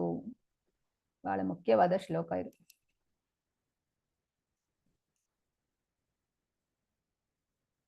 ಧರ್ಮ ಸಮ್ಮೂಢ ಅಂದ್ರೆ ನಾನೀಗ ನನ್ನ ಕರ್ತವ್ಯದ ಬಗ್ಗೆ ಗೊಂದಲದಲ್ಲಿದ್ದೇನೆ, ನನಗೆ ಏನ್ ಮಾಡ್ಬೇಕು ಅಂತ ಗೊತ್ತಾಗ್ತಾ ಇಲ್ಲ. ಯುದ್ಧ ಮಾಡ್ಬೇಕಾ ಅಥವಾ ಕಾಡಿಗೆ ಹೋಗ್ಬೇಕಾ ಗೊತ್ತಾಗ್ತಾ ಇಲ್ಲ. ನಾನೀಗ ನಿನ್ನ ಶಿಷ್ಯ, ನಿನಗೆ ಶರಣಾಗತನಾಗಿದ್ದೀನಿ, ನನಗೆ ಮಾರ್ಗದರ್ಶನ ಮಾಡು. ಶಿಷ್ಯಸ್ತೇಹಂ ಶಾದಿಮಾಂ ಪ್ರಪನ್ನಂ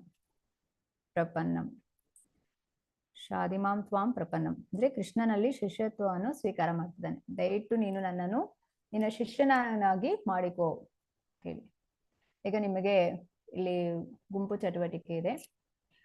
ಇಲ್ಲಿ ಪ್ರಶ್ನೆ ಏನಂತ ಹೇಳಿದ್ರೆ, ನೀವು ಕೂಡ ಈ ರೀತಿಯಾದಂತಹ ಸಮಸ್ಯೆ ಜೀವನದಲ್ಲಿ ಬಂದಾಗ ಹೇಗೆ ನಿಭಾಯಿಸ್ತೀರಿ ಅಂತ. ಸಾಮಾನ್ಯವಾಗಿ ಜನರು ಏನ್ ಮಾಡ್ಬೇಕು ಅನ್ನೋದನ್ನು ನೀವು ಇಲ್ಲಿ 2ನೇ ಅಧ್ಯಾಯದ 7 ಮತ್ತು 8ನೇ ಶ್ಲೋಕದಲ್ಲಿ ನೋಡ್ಬಿಟ್ಟು ಉತ್ತರವನ್ನು ಬರೆದು ಒಬ್ರು ಅಂದ್ರೆ ಗ್ರೂಪ್ ಅಲ್ಲಿ ನೀವು ಚರ್ಚೆ ಮಾಡಿ ಒಬ್ರು ಪ್ರೆಸೆಂಟ್ ಮಾಡುವಂಥದ್ದು. 2 ನಿಮಿಷಗಳ ಕಾಲ ಪ್ರೆಸೆಂಟ್ ಮಾಡಲಿಕ್ಕೆ, 3 ನಿಮಿಷಗಳ ಕಾಲ ನೀವು ಚರ್ಚೆ ಮಾಡೋದಕ್ಕೆ.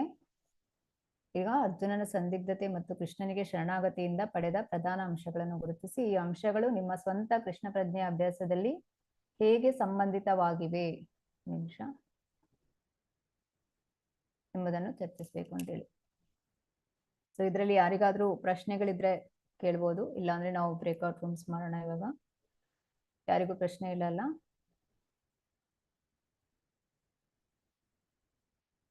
ಪ್ರಶ್ನೆ ಅರ್ಥ ಆಯ್ತಲ್ಲ ನಿಮಗೆ ಎಲ್ಲರಿಗೂ ಕೂಡ?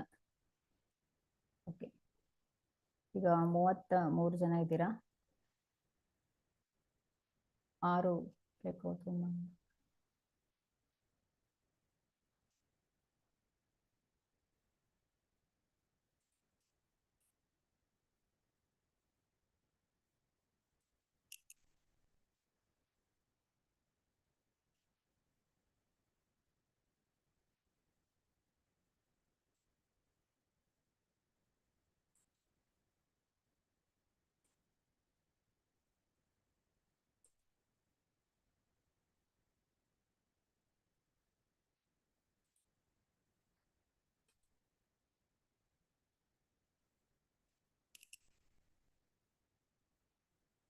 ಸೊ ನೀವೆಲ್ಲರೂ ಕೂಡ ಈಗ ಜಾಯ್ನ್ ಆಗ್ಬೋದು.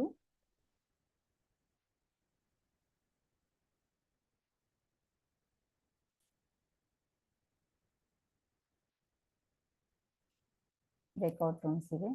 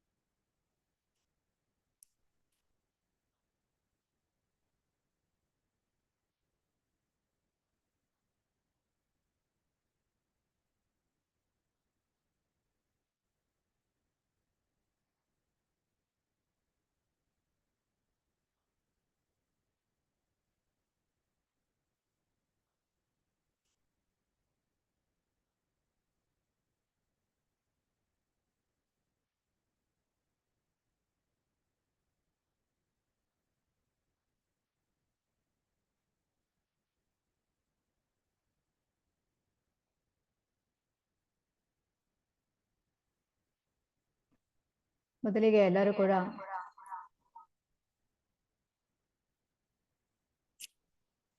ಅಟೆಂಡೆನ್ಸ್ ಲಿಂಕ್ ಶೇರ್ ಮಾಡಿದ್ದೇನೆ ಚಾಟ್ ಬಾಕ್ಸ್ ಅಲ್ಲಿ, ನೀವು ಅಟೆಂಡೆನ್ಸ್ ಕೊಡಿ.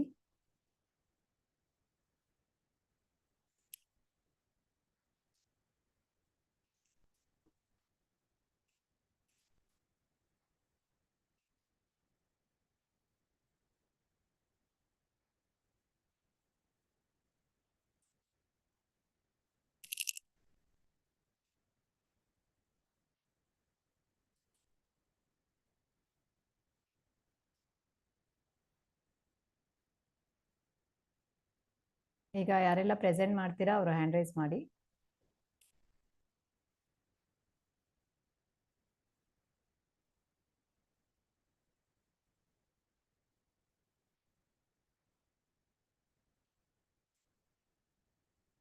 ಅಟೆಂಡೆನ್ಸ್ ಎಲ್ಲರದು ಕೊಟ್ಟ ಆಯ್ತಲ್ಲ?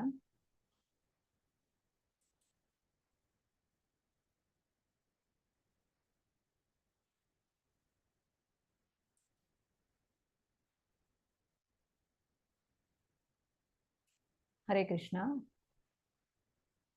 ಮಥುರಾ ಮಾತಾಜಿ, ನೀವು ಬ್ರೇಕ್ಔಟ್ ರೂಮ್ಗೆ ಹೋಗ್ಲಿಲ್ಲ ಕಾಣುತ್ತೆ ಅಲ್ವಾ?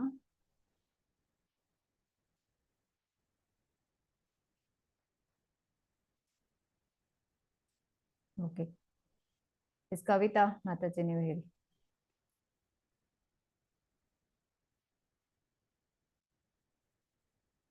ಅನ್ಮ್ಯೂಟ್ ಮಾಡಿ ಕವಿತಾ ಮಾತಾಜಿ. ಹರೇ ಕೃಷ್ಣ ಮಾತಾಜಿ. ಹರೇ ಕೃಷ್ಣ. ಹೇಳಿ, ನಿಮ್ಮ ಗ್ರೂಪ್ ಅಲ್ಲಿ ಯಾರೆಲ್ಲ ಇದ್ರು? ನಮ್ ಗ್ರೂಪ್ ನಲ್ಲಿ 4-5 ಮಾತಾಜಿಗಳು ಇದ್ರು ಮಾತಾಜಿ. ಉಷಾ ಮಾತಾಜಿ ಇದ್ರು. ಸೊ ಮತ್ತೆ ಒಂದು ಯಾವ್ದೋ ತಂಬೂರು ಮಾತಾಜಿ, ಅದೇನೋ ಹೆಸರು ಅಷ್ಟು ಗೊತ್ತಿಲ್ಲ ಮಾತಾಜಿ. ಮಾತಾಜಿ ಇದ್ರು. ಮಾತಾಜಿ ನಮ್ಮ ಆನ್ಸರ್ಗೆ ಈಗ ಅರ್ಜುನನ ಮಾತಾಜಿ ನಾನು ಅಟೆಂಡೆನ್ಸ್ ಹಾಕಿಲ್ಲ, ಇದು ಕ್ವಶನ್ ಆದ್ಮೇಲೆ ಹಾಕ್ಬೋದಲ್ಲ ಮಾತಾಜಿ ಹೇಳಿದ್ಮೇಲೆ?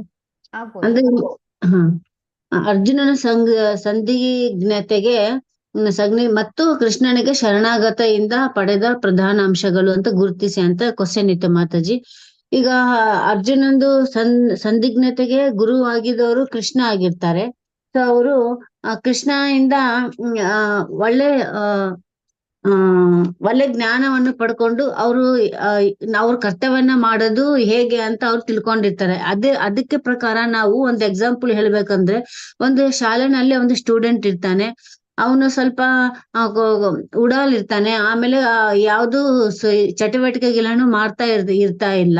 ಸೊ ಗುರು ಆಗಿ ಅವ್ರಿಗೆ ಅವ್ರ ತಪ್ಪುವನ್ನು ತಿಳುವಳಿಕೆ ಮಾಡಿ, ಸೊ ಅವ್ರಿಗೆ ಸರಿಯಾದ ದಾರಿಯಲ್ಲಿ ತಗೊಂಡ್ ಬಂದ್ಮೇಲೆ ಅವನು ತಿದ್ಕೊಂಡು ಒಳ್ಳೆ ವಿದ್ಯಾರ್ಥಿ ಆಗ್ತಾನೆ. ಇದು ಒಂದು ಎಕ್ಸಾಂಪಲ್ ಹೇಳ್ಬೋದು ಮಾತಾಜಿ. ಎರಡನೇದು, ಈ ಅಂಶಗಳನ್ನು ನಿಮ್ಮ ಸ್ವಂತ ಕೃಷ್ಣ ಪ್ರಜ್ಞೆಯಲ್ಲಿ ಅಭ್ಯಾಸದಲ್ಲಿ ಹೇಗೆ ಸಂಬಂಧಿತವಾಗಿದೆ ಎಂಬುದನ್ನು ಚರ್ಚಿಸಿ ಅಂತ. ಇದು ಈಗ ಹೇಳಿದ್ದು ಫಸ್ಟ್ ಕ್ವಶನ್ಗೆ ಆಯ್ತು ಮಾತಾಜಿ. ಈಗ ಸೆಕೆಂಡ್ ಕ್ವಶನ್ ಪ್ರಕಾರ ಹೇಳ್ಬೇಕಂದ್ರೆ ಇವ್ರು ಉಷಾ ಮಾತಾಜಿ ಹೇಳ್ತಾರೆ ಮಾತಾಜಿ ಎರಡನೇ ಕ್ವಶನ್ಗೆ ಆನ್ಸರ್. ನಮ್ ಗ್ರೂಪ್ ನಾಗ ಇದ್ರು. ಧನ್ಯವಾದಗಳು.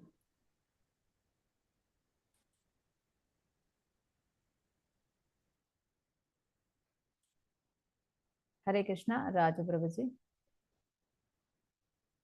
ಹರೇ ಕೃಷ್ಣ ಮಾತಾಜಿ. ಇಲ್ಲ, ಅಟೆಂಡೆನ್ಸ್ ಗೋಸ್ಕರ ನೀವು ಹ್ಯಾಂಡ್ ರೈಸ್ ಮಾಡಿದ್ರಲ್ಲ ಮಾತಾಜಿ, ಅದಕ್ಕೆ.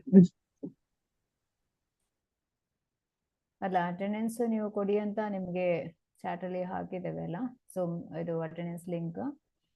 ಈಗ ಗ್ರೂಪ್ ಅಲ್ಲಿ ನೀವು ಏನ್ ಚರ್ಚೆ ಮಾಡಿದ್ರಿ, ನಿಮ್ಮೊಳಗಡೆ ಒಬ್ರು ಯಾರು ಹೇಳ್ತಾರೆ, ಪ್ರೆಸೆಂಟ್ ಮಾಡ್ತಾರೆ, ಅವರು ಹ್ಯಾಂಡ್ ರೈಸ್ ಮಾಡ್ಬೇಕಿಲ್ಲಿ. ನಿಮ್ಮಲ್ಲಿ ಯಾರು ಗುಂಪಿನಲ್ಲಿ ಇದ್ರು ಅವರು ಹ್ಯಾಂಡ್ ರೈಸ್ ಮಾಡಿ ಈಗ ಹೇಳ್ಬೇಕು ಒಬ್ಬೊಬ್ರೆ. ಆಶಾ ಹೇಮಂತ್ ಮಾತಾಜಿ.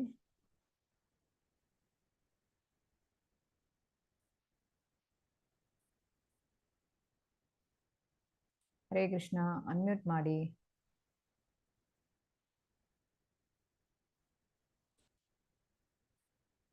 ಅನಂತ. ಹರೇ ಕೃಷ್ಣ. ಹರೇ ಕೃಷ್ಣ. ಹರೇ ಕೃಷ್ಣ ಮಾತಾಜಿ.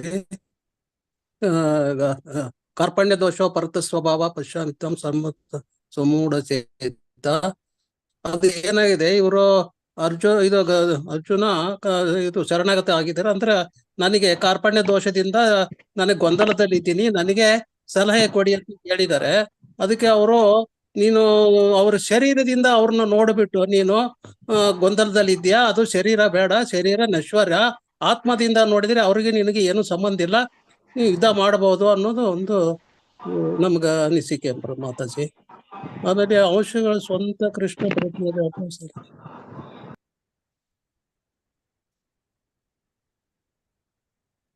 ಕೃಷ್ಣ ಪ್ರಜ್ಞೆಯಲ್ಲಿ ಇರೋರ್ಗೆ ಇದು ಯಾವ ಗೊಂದಲಗಳು ಇರಂಗಿಲ್ಲ. ಅವರು ಫ್ರೀ ಮೈಂಡ್ ದಲ್ಲಿ ಇರ್ತಾರೆ. ಅವ್ರು ಇಂಥವೆಲ್ಲ ಅಕ್ಸೆಪ್ಟ್ ಮಾಡ್ಕೊಂಡ್ಬಿಡ್ತಾರೆ ಅಂತ ಒಂದು. ಕೃಷ್ಣ ಏನ್ ಹೇಳ್ತಾರೆ ಅದು ಫಾಲೋ ಮಾಡೋದು, ಬೇರೆ ಏನು ಯೋಚನೆ ಮಾಡಂಗಿಲ್ಲ. ಸಾಯಿಸ್ಬೇಕೋ ಇಲ್ಲ ಏನ್ ಮಾಡ್ಬೇಕು ಅನ್ನೋದು. ಎಸ್, ಕೃಷ್ಣ ಹೇಳಿದಾರೆ ಅಂದ್ರೆ ಇದು ಅದು ಮಾಡೇಬೇಕು ಅನ್ನೋದು ಒಂದು ನಮ್ಮ ಅನಿಸಿಕೆ ಮಾತಾಜಿ. ಹರೇ ಕೃಷ್ಣ ಮಾತಾಜಿ. ಹರೇ ಕೃಷ್ಣ.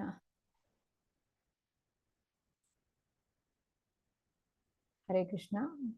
ಭವ್ಯ ಮಾತಾಜಿ ಹೇಳಿ. ಅನ್ಮ್ಯೂಟ್ ಮಾಡಿ. ಹರೇ ಕೃಷ್ಣ ಮಾತಾಜಿ. ಹರೇ ಕೃಷ್ಣ. ಮೊದಲೇ ಹೌದು, ಅರ್ಜುನನ ಸಂದಿಗ್ಧ ಪರಿಸ್ಥಿತಿಯಲ್ಲಿ ಶರಣಗತಿಯಿಂದ ಏನೇನು ಪ್ರಧಾನ ಅಂಶಗಳು ಪಡೆದ್ರು ಅವರು ಅಂದಾಗ, ಫಸ್ಟ್ ಅವರು ಸಂದಿಗ್ಧ ಪರಿಸ್ಥಿತಿಯಲ್ಲಿ ಯಾವ ತರ ಇದ್ರು ಅಂತ ಹೇಳಿದ್ರೆ, ಅವ್ರಿಗೆ ಅವರ ಕರ್ತವ್ಯದ ಬಗ್ಗೆ ನಾನು ಏನ್ ಮಾಡ್ಬೇಕು ಅಂತ ಅವ್ರಿಗೆ ಸಂದೇಹ ಆಗ್ತಾ ಇತ್ತು. ಮತ್ತೆ ಅವರ ಮನಸ್ಸಿನ ಮೇಲೆ ಅವ್ರಿಗೆ ನಿಯಂತ್ರಣ ಅನ್ನೋದು ಇರ್ಲಿಲ್ಲ, ಇದು ಯಾವ್ದು ಸರಿ ಯಾವ್ದು ತಪ್ಪು ಅಂತ. ಆ ಪಾಪ ಪ್ರಜ್ಞೆ ಅನ್ನೋದು ಕಾಡ್ತಾ ಇತ್ತು, ನಾನು ಈ ತರ ಮಾಡಿದ್ರೆ ಈ ತರ ಆಗುತ್ತೇನೋ ಅಂತ ಹೇಳ್ಬಿಟ್ಟು ಅವ್ರಿಗೆ ಅನಿಸ್ತಾ ಇತ್ತು. ಮತ್ತೆ ಅವ್ರಿಗೆ ಸ್ವಂತ ನಿರ್ಧಾರ ತೆಗೆದುಕೊಳ್ಳೋ ಕಂಡೀಷನ್ ಎಲ್ಲ ಇರ್ಲಿಲ್ಲ, ತುಂಬಾ ಕಷ್ಟ ಪಡ್ತಾ ಇದ್ರು ಅವರು. ನಾನು ಏನ್ ಮಾಡ್ಬೇಕು, ಯುದ್ಧ ಮಾಡೋದಾ ಇಲ್ಲ ಕಾಡ್ಗೆ ಹೋಗುದಾ ಇಲ್ಲ ಭಿಕ್ಷೆ ಬೇಡಿ ಆದ್ರೂ ಬದುಕ್ಬಿಡ್ತೀನಿ, ನಾನು ಯುದ್ಧ ಮಾತ್ರ ಮಾಡೋದಿಲ್ಲ ಅನ್ನೋಂತ ಇದ್ರಲ್ಲಿ ಇದ್ರು. ಆದ್ರೆ ಈ ಒಂದು ಎಲ್ಲಾ ಪರಿಸ್ಥಿತಿಗಳಿಂದ ಅವರು ಅದರಿಂದ ಆಚೆ ಬಂದು ಸಂಪೂರ್ಣ ಶರಣಾಗತಿ ಆದ್ಮೇಲೆ ಸಂಪೂರ್ಣವಾಗಿ ಗುರು ಅಂತ ಸ್ವೀಕರಿಸಿದ್ಮೇಲೆ ಅವ್ರಿಗೆ ಒಂದು ಸರಿ ಜ್ಞಾನ ಅನ್ನೋದು ಬರುತ್ತೆ, ಏನ್ ಮಾಡ್ಬೇಕು ಏನ್ ಮಾಡ್ಬಾರ್ದು ಅಂತ ಒಂದೇ ಮನಸ್ಸಿನಿಂದ ನಿರ್ಧಾರ ತಗೊಂಡು ಅವರು ಯುದ್ಧ ಮಾಡೋದಕ್ಕೆ ಸಿದ್ಧರಾಗ್ತಾರೆ ಮಾತಾಜಿ. ಇದೇ ರೀತಿ ಅದೇ ಕಂಟಿನ್ಯೂಷನ್ ಎರಡನೇ ಕ್ವಶನ್ಗೆ ನೀವು ಕೇಳ್ತಿದ್ದೀರಾ, ನಮ್ಮ ಸ್ವಂತ ಅಭ್ಯಾಸದಲ್ಲಿ ಕೃಷ್ಣ ಪ್ರಜ್ಞೆಯಲ್ಲಿ ಇದೇ ಸಂದಿಗ್ಧ ಪರಿಸ್ಥಿತಿ ಬಂದ್ರೆ ಯಾವ ರೀತಿ ಮಾಡ್ತೀವಿ ಅಂತ.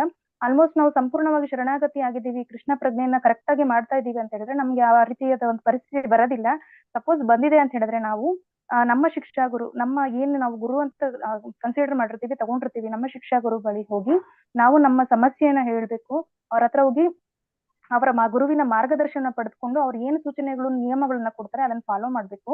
ಮತ್ತೆ ಭಕ್ತರ ಅಸೋಸಿಯೇಷನ್ ಅಲ್ಲಿ ಅವ್ರ ಹತ್ರ ನಾವು ಚರ್ಚೆ ಮಾಡ್ಬೇಕು, ಈ ತರ ಆಗ್ತದೆ, ನಾನು ಈ ತರ ಒಂದು ಫೇಸ್ ಮಾಡ್ತಾ ಇದೀನಿ ಒಂದು ಸಮಸ್ಯೆನ ಅಂತ ಹೇಳ್ಬಿಟ್ಟು ನಾವು ಅವ್ರ ಹತ್ರ ಇಂದನೂ ಸಹ ನಾವೊಂದು ಏನಾದ್ರು ಒಂದು ಅವ್ರು ಏನ್ ಕೊಡ್ತಾರೆ ಸಜೆಷನ್ಸ್ ತಗೊಂಡ್ಬೇಕು ಅಂತ ಹೇಳ್ಬಿಟ್ಟು ಅಷ್ಟೇ ನಂಗೆ ಸಿಕ್ಕಿದ್ದು ಮಾತಾಜಿ.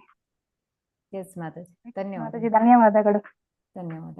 ಎಸ್, ಭಕ್ತರ ಸಂಘದಲ್ಲಿ ಇದ್ದುಕೊಂಡು ನಾವು ಸಮಸ್ಯೆಯಾಗಿ ಪರಿಹಾರವನ್ನು ಕಂಡುಕೊಳ್ಬಹುದು ಅಂತೇಳಿ. ಎಸ್, ಕುಂದಲತಾ ಮಾತಾಜಿ. ಹರೇ ಕೃಷ್ಣ.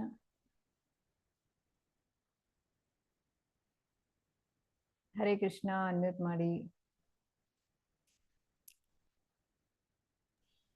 ಹರೇ ಕೃಷ್ಣ. ಇಲ್ಲಿ ಅರ್ಜುನನಿಗೆ ಒಂಥರದ ದೃಢ ನಿರ್ಧಾರ ತಪ್ಪಿಸ್ಕೊಂಡಿದ್ದಾನೆ. ಸಾಮಾನ್ಯ ಜನರಿಗೆ ಇರುವಂತಹ ಕಾರ್ಪಣ್ಯ ದೋಷ ಅವನಿಗೆ ಬಂದಿದೆಯೋ ಅನ್ನುವಂತಹ ಮನೋಭಾವನಲ್ಲಿ ಬಂದು ಹೋಗಿದೆ. ಕಾರಣ ಇಷ್ಟೇ, ಅವನ ಅಲ್ಲಿರುವಂತಹ ಆ ಒಂದು ಉತ್ತಮ ಅಧಿಕಾರಿಗೆ ಇರುವಂತಹ ಒಂದು ಗುಣಗಳು, ಅವನಿಗೆ ತನ್ನವರನ್ನ ಎಲ್ಲಿ ಕೊಂದ್ರೆ ಪಾಪ ಬರುತ್ತೋ ಅಥವಾ ಎಲ್ಲಿ ನಾನು ದೋಷಕ್ಕೆ ಒಳಗಾಗ್ತೇನೋ ಅನ್ನುವಂತಹ ಮನೋಭಾವ ಬಂದ ಹಾಗೆ ಅವನಿಗೆ ತಿಳುವಳಿಕೆ. ಈಗ ಅವನು ಏನ್ ಮಾಡ್ತಾನೆ, ನಾನು ನನ್ನ ತನದಿಂದ ಹೋರಾಟ ಮಾಡಿದ್ರೆ ತಪ್ಪುಗಳು ನನ್ನ ಮೇಲೆ ಬರುತ್ತದೆ, ಈಗ ನಾನು ಭಗವಂತನಿಗೆ ಎದುರಲ್ಲೇ ನಿಂತಿರುವ ನನ್ನ ಗೆಳೆಯನಿಗೆ ಶರಣಾಗತನಾಗ್ಬೇಕು ಅನ್ನೋ ನಿರ್ಧಾರ ತಕೊಂಡು ತನ್ನನ್ನು ತಾನು ಶಿಷ್ಯನನ್ನಾಗಿಯೂ ಭಗವಂತನನ್ನ ಒಂದು ಗುರುವನ್ನಾಗಿಯೂ ಅವನನ್ನ ಆತ್ಮ ಸಂತರ್ಪಣೆ ಮಾಡಿಕೊಳ್ಳುತ್ತಾನೆ. ಇದರಿಂದ ಭಗವಂತನ ಒಂದು ಉಪದೇಶ ಅವನಿಗೆ ಲಭ್ಯವಾದಾಗ ಅದನ್ನ ಅವನು ಅಳವಡಿಸಿಕೊಂಡು ತನ್ನ ಕಾರ್ಪಣ್ಯ ದೋಷದಿಂದ ಹೊರಗೆ ಬರ್ತಾನೆ. ಕಾರ್ಪಣ್ಯ ದೋಷ ಅಂದ್ರೆ ನಮ್ಮ ಈ ಸಮಾಜದಲ್ಲಿ ನಾವು ಹೆಚ್ಚಿನದಾಗಿ ನಾವು ಸಾಮಾಜಿಕವಾಗಿ ಅಂದ್ರೆ ಆಧ್ಯಾತ್ಮಿಕ ಅತೆ ಅಲ್ಲದ್ದು, ಕುಟುಂಬ, ಮನೆ, ಮಕ್ಕಳು, ಆಸ್ತಿ ಪಾಸ್ತಿ, ಒಡವೆ ಇಂಥದಕ್ಕೆ ಅಂಟಿಕೊಂಡು ಬಿಟ್ಟು ಭಗವಂತನಿಂದ ದೂರ ಇರುವಂತದ್ದು. ಕಾರ್ಪಣ್ಯ ದೋಷ ಹೊರಗೆ ಬಂದ್ರೆ ಉತ್ತಮವಾದಂತಹ ಗುರುವಿನ ಒಂದು ಮಾರ್ಗದರ್ಶನ ನಮಗೆ ಬೇಕಾಗ್ತದೆ. ನಾವೀಗ ಏನ್ ಮಾಡ್ಬೋದಂದ್ರೆ, ಈಗ ಚರ್ಚಿಸುದಿದ್ರೆ ನಮ್ಮ ಜೀವನದಲ್ಲಿ 4 ರೆಗ್ಯುಲೇಟಿವ್ ಪ್ರಿನ್ಸಿಪಲ್ಸ್, ಇದರಿಂದ ನಮಗೆ ಗೊತ್ತಿಲ್ಲ, ನಾವು ಹೊರಗೆ ಬರ್ಬೇಕನ್ನೋದೇ ನಮಗೆ ಗೊತ್ತಿಲ್ಲ.